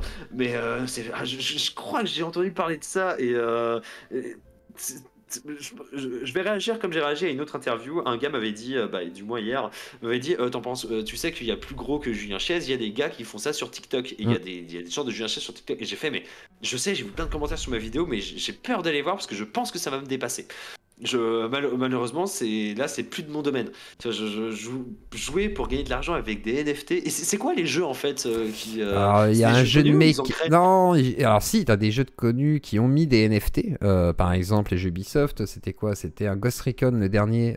C'est pas Wildlands, c'est l'autre, là, je me souviens plus. Breakpoint, qui a mis des NFT. Ouais. T'avais des pantalons NFT, des tenues NFT, genre tu les gagnes, après tu peux soi-disant les revendre. Donc voilà, c'est ça. Ils te vendent. En fait, ils te vendent pas, ils te font de la rétention de jeu pour que justement tu puisses soi-disant gagner un cosmétique qui aurait de la valeur plus tard. Et donc on se retrouve dans une industrie un peu étonnante où maintenant en gros on te propose limite de jouer effectivement à des jeux mais tu gagnes de l'argent dessus, des cryptos qui sont alliés à une blockchain ou autre, et dans ce cas-là effectivement on te laisse l'espoir de te dire tu vas gagner ta vie avec le jeu vidéo quoi. Un peu il y comme avait Twitch, mais en ça, pire, quoi. il y avait un peu ça avec CSGO, tu vois, parce que moi j'ai pas beaucoup joué à CSGO, faut que j'installe le 2 pour jouer avec un pote, absolument, il me bassine avec ça et j'ai trop envie de jouer avec lui. Du coup, moi je me rappelle, moi quand j'y jouais, quand j'étais plus jeune, j'avais des caisses. Donc, voilà, si vous connaissez pas le principe de CSGO, c'est comme c'est le Overwatch avant l'heure, comment dire, le loot box un peu avant l'heure, c'est que t'as des caisses, faut des clés et c'est aléatoire. Et moi un jour j'ai eu un couteau qui valait, je crois, 8 000 euros. J'avais passé, je crois, 200, 300, 400 heures sur le jeu, ce qui était plutôt pas mal. J'avais déverrouillé des trucs et tout, j'étais content. Direct, j'ai fait ça, j'ai vendu mon compte. D'accord. J'ai fait, bah ouais, vas-y, let's go. Et puis j'ai payé ma voiture, une de mes voitures avec ça. Une de mes voitures, j'en ai pas beaucoup, hein, c'est pas le truc que j'en ai plein. Non. En gros, j'ai craché ma 106 est tombée en panne à Paname, malheureusement. Je faisais des rennes. Des rennes Bruxelles, bref, c'était n'importe quoi, faut jamais faire ça avec une 106. Et du coup, elle est morte. Et entre temps, j'avais vendu mon compte CSGO et j'ai pu avoir un apport pour avoir une belle voiture neuve. Donc j'étais content, tu vois. Je suis putain, je crois que j'avais vendu ça entre 5000 et 7000. Je me rappelle plus combien avait le D'accord, couteau, ok. mais ça valait quand même, le couteau valait une bonne blinde, hein. Ça valait entre 5000 et 8000. Tu l'avais payé combien à la base? Mais rien du tout, parce que du coup, j'avais joué, j'ai eu un coffre et puis j'ai eu une clé. Et j'ai fait, vas-y, let's go. Et du coup, ce que tu fais à chaque fois, parce qu'il y avait un peu ce petit jeu de, c'est pas, à l'époque, c'était pas combien ça vaut, c'était plus, t'as vu, moi, ce que j'ai, il vaut mieux que toi, donc je suis meilleur que toi. Alors que moi, j'étais le plus nul de mes potes, tu vois, je voulais juste faire muse avec mon couteau. Le couteau, j'ai même pas utilisé, j'ai vu ça, j'ai fait, oh, je vais le vendre. Et j'ai vendu, et j'ai vendu mon. Et j'ai vendu ce compte-là, et ça m'a fait rire. Pareil, j'ai vendu mon compte League of Legends parce que mon premier compte League of Legends, moi j'ai joué saison 1, j'ai la boîte de League of Legends, donc j'ai joué saison Uno. Maintenant je joue plus parce que ça me saoule. Et il y a des. Alors Black Alistar, je l'ai pas eu parce que c'est pas. Comment dire, pour démentir un peu le truc, il n'y a pas tout le monde qui l'avait. Voilà, c'était un truc pendant un événement, je crois que j'étais pas là, bref. Mais j'avais des skins qui étaient quand même assez rares, pas aussi rares que celui-là, mais quand même assez rares. Et pareil, je me rappelle plus combien je l'ai vendu, c'était pas grand chose à l'époque, mais je l'avais quand même vendu. Donc oui, se faire de l'argent en jouant aux jeux vidéo, là c'était plus accessoire. Pareil, tu peux vendre des comptes de World of Warcraft à des gros prix. Quand tu peux vendre des persos, y a même, tu peux même payer des mecs pour EP ton perso. Voilà, c'est la culture de non jouer, de se faire de l'argent avec ou d'en perdre. Mais ça fait longtemps en vrai, cette pratique, ça fait longtemps que. Sauf que là, c'est encore plus palpable parce que là, c'est des NFT et là, on se base sur de la merde. Quand j'ai vendu mon couteau CSGO avec ce compte-là, c'est parce que du coup, je m'en foutais je m'étais pas dit, je vais payer un truc et je vais là et peut-être que je vais avoir de l'argent. Là, c'est là, en fait, il cote en bourse en fait avec les NFT. Tu te dis, je vais acheter un pantalon NFT et je vais le coter en bourse. C'est un peu ça. Pas vraiment en fait. T'imagines qu'il y aura. T'imagines, voilà, en fait, c'est compliqué de comprendre parce qu'en vrai. C'est pas vraiment un cotage en bourse, c'est tu espères que ça va prendre de la valeur si les gens veulent bien croire que ça a de la valeur, tu vois. Sinon, ça n'a aucune valeur. C'est le problème des NFT, c'est pour ça que les gens se sont fait baiser pour une grande majorité. En fait, ils ont investi de la thune, 100 000 euros, tu vois, le truc qui vaut 50 euros à la fin, parce qu'en fait. Moi, j'ai vu deux trucs, j'ai vu les singes là, et j'ai vu surtout le film de Kev Adams. J'ai vu la tourmente du film de Kev Adams, genre tu pouvais acheter une sorte de nounours en NFT ou je sais pas quoi, et pour que le film soit créé ou pour le remerciement ou autre, et ça a fait un beat de ouf. Du coup, beaucoup de spectateurs et surtout les plus jeunes se sont fait arnaquer parce que ce que Kev Adams, j'ai plus tant d'achètes, plus t'as de chances que voilà. Le film a du succès et que tu as de chances que ça vale de l'argent. Horrible. C'est ça. Horrible. Donc non, jeux et NFT font pas bon ménage. Ubisoft a testé, je sais que Square Enix aussi. Mais le problème étant que même les gens mainstream, donc on parle des gens qui achètent FIFA, Call of et tout, qui sont le plus gros pourcentage de joueurs au monde. Mais même ça, ils voient le truc gros comme une maison, que c'est pas bon pour eux, quoi. Donc on l'a vu, hein. Moi je me rappelle, c'était quoi? C'était un Game Awards ou un Summer Game Fest où du coup chaque développeur a annoncé un peu les NFT et tout le monde était bouh ou tout le monde était en mode silencieux, en mode cool. On s'en fout, quoi. C'est ça. C'est pas notre problème. Sinon, il est où Bang God Evil 2? Il est en NFT, il est en NFT aussi. Voilà. Donc faut bien surfer sur un truc qui commence à marcher. Il y a eu les bitcoins et ça marche plutôt bien. Après, je suis pas dedans non plus, mais voilà, après, quand tu investis dans un truc et que ça marche bien pour toi, tu es content d'avoir un bon portefeuille, de miser sur un truc qui marche. Surtout qu'il y a un film, là, il y a pas longtemps qui en parlait très bien. Mais du coup, les NFT, rien à faire. Je pense que dans 2 ans, on n'entendra plus parler. Ça a fait un boom il y a quoi, un an et demi, et là, on entend déjà à moitié parler. À chaque fois qu'on en parle, c'est pour cracher dessus, et les articles font moins de vues parce que du coup, les NFT, ça n'intéresse plus personne. Et de toute façon, tout le monde crache dessus de base. Donc en vrai, ça sert à rien. Voilà. Au pire, je crée un NFT de ma tronche et je le vendrai au plus de francs. Et quand l'apiculture aura 1,5 million d'abonnés, et il aura peut-être de la valeur et tu seras très content. Et moi, je m'en foutrais, tu vois. Je vois pas à quoi ça sert les NFT, vraiment. Je sais pas s'il y a des gens ici qui ont acheté des NFT ou qui Je ont fait sais le pas, commerce. j'espère pas les gars. J'espère pas non plus. Hein. Si, j'espère pour un gars qui l'a acheté, il a fait fortune avec, tu vois. Je suis content, mais c'est encore pire que le Bitcoin, quoi. C'est encore pire que le côté en bourse. Exactement. Eh bien, voilà, on va faire un beau tour de la Playculture. Donc voilà, la Playculture. Playculture, la chaîne Playculture que vous pouvez retrouver en description, je vais vous mettre le lien dans le chat de nouveau, et je remercie du coup son animateur, son créateur, son monteur, son cadreur, enfin tout à la fois, qui a accepté de venir s'exercer à l'interview sur la chaîne. Et du coup tu vas être chez les Chers Players, il y a une date ou pas encore? Pas encore, parce que du coup là on essaie de faire un truc intelligent, d'amener un vrai débat, que ce soit avec soit un Julien ou Carole si on peut, ou soit avec des gens, on veut pas qu'on soit tous d'accord en fait, tu vois, Oui, et histoire il faut de vraiment... vraiment... Non, et puis et surtout d'élever le débat, que ce soit cordial. Et de toute façon, ça va être cordial parce que je suis sûr que s'il y a Julien Autre, on va bien s'entendre. Et avec des gens avec qui me conspuaient et tout, j'ai fait des vocals avec eux et pour voir un peu ce qu'ils avaient contre moi. Et en fait, on s'est super bien entendu. Donc voilà, je pense qu'il y a tout ça à démystifier aussi. Ça pourrait être très sympa. On a envie de parler aussi de tout ce qui se passe derrière, parce que moi j'ai ouvert une porte. Il faut parler de tout ce qui se passe derrière la presse et tout ça, surtout les influenceurs et tout. Qu'est-ce qu'ils ont comme chose à faire? C'est quoi leurs peut-être avantages, leur etc. contrat, leur truc, voilà, et d'essayer peut-être d'aller un peu plus loin de comment ils font en fait pour sortir autant de vidéos.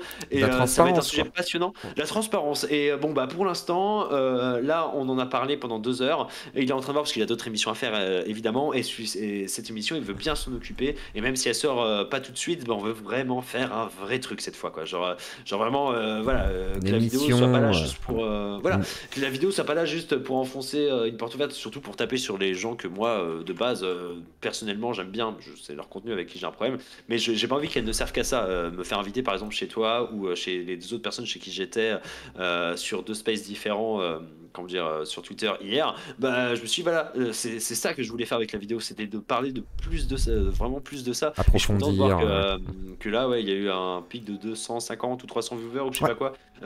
Parce que c'est l'après-midi, cool. C'est l'après-midi, malheureusement. Ouais, c'est après. Je sais pas, parce que tu fais plus normalement, c'est ça? D'habitude on est plus nombreux, mais je stream en principe le soir, mais comme ce soir j'ai aussi une émission, du coup je me suis dit on fera cet après, mais il y aura une rediff, donc je pense que la rediff devrait aussi plaire aux gens. C'est pas pour ça, et ainsi de suite. Voilà. Et ça permet de mettre en avant, en fait moi ce qui est bien c'est que ça va mettre en avant aussi ma chaîne secondaire et aussi amorcer, parce que je t'avais dit en privé, en gros moi j'ai dans l'idée de faire une vidéo plus travaillée, donc vu que je me mets au montage et tout, et du coup voilà, je trouvais que ça amorçait bien le truc, et je vais essayer de faire aussi un truc en collaboration du coup Conquerac, Chers Players, où j'aimerais bien aussi les faire revenir pour pouvoir parler de jeux vidéo sur l'autre chaîne qui sera beaucoup plus dédiée, parce qu'effectivement celle-là elle est un petit peu plus clivante puisqu'on parle beaucoup de sujets de société et j'invite des gens politisés, donc voilà, je veux pas mélanger non plus tout le monde et éviter que ça crée trop de problèmes. Mais même Conquerac c'est déjà venu, tu vois. Pour moi, c'est beaucoup, tu vois, parce qu'il y a des gens, les auditeurs, pratiquement 300 avec qui tu parles et tout, puis là on parle au moment qui sont restés et tout, c'est vachement bien, tu vois, c'est ça. Moi, c'est plus parler aux gens de moi, la vidéo a marché, super, maintenant je vais en profiter pour parler, pour éveiller un peu plus les gens, pour dire ce qui se passe vraiment. Je sais pas combien de temps je vais faire ça, et à un moment, je vais me faire inviter, à un moment, ce sera pas, la mode sera passée, la vidéo fera moins de vues ou autre, mais tant que j'y suis, autant qu'en reparler un petit peu et réveiller peut-être les derniers qui se disent, voilà, ouvrir un peu plus les jeux, fais attention à ce que tu regardes et prends un peu de recul. C'est ça, prendre du recul sur ce que vous consommez, les informations que vous avez. Et surtout, voilà, on avait reçu par exemple le gars de GTA 6 qui tient la page Twitter. Voilà, même lui disait on sait pas, il faut pas spéculer sur ce qu'on sait pas parce que c'est problématique. Et surtout, ça donne trop d'espoir à des gens qui après sont de la patience et après ils sont tendus. Donc détendez-vous, voilà, détendez-vous. Ah oui, c'est plus important. Faut se calmer. Et je te remercie beaucoup de ta visite, du coup. Playculture, je vous laisse le découvrir si ce n'est pas encore fait. Et puis, je te souhaite du coup une bonne après-midi. Nous on se retrouve ce soir à 18h45, on va parler d'Idrissa Berkam, on va parler du drama Sardoche. Je suis en train de discuter avec Sardoche pour un petit peu recontextualiser cette histoire, et comme ça on va essayer de parler de tout ça ce soir à plus tard. Des bisous à toute la Zuclodie. Et mettez un petit pouce bleu avant de partir. Vous êtes Ciao. 217 là, il y a que 72 pouces. 150 avant de partir là. 150. Mettez des pouces là. Bisous, à plus tard, à tout à l'heure, 18h45.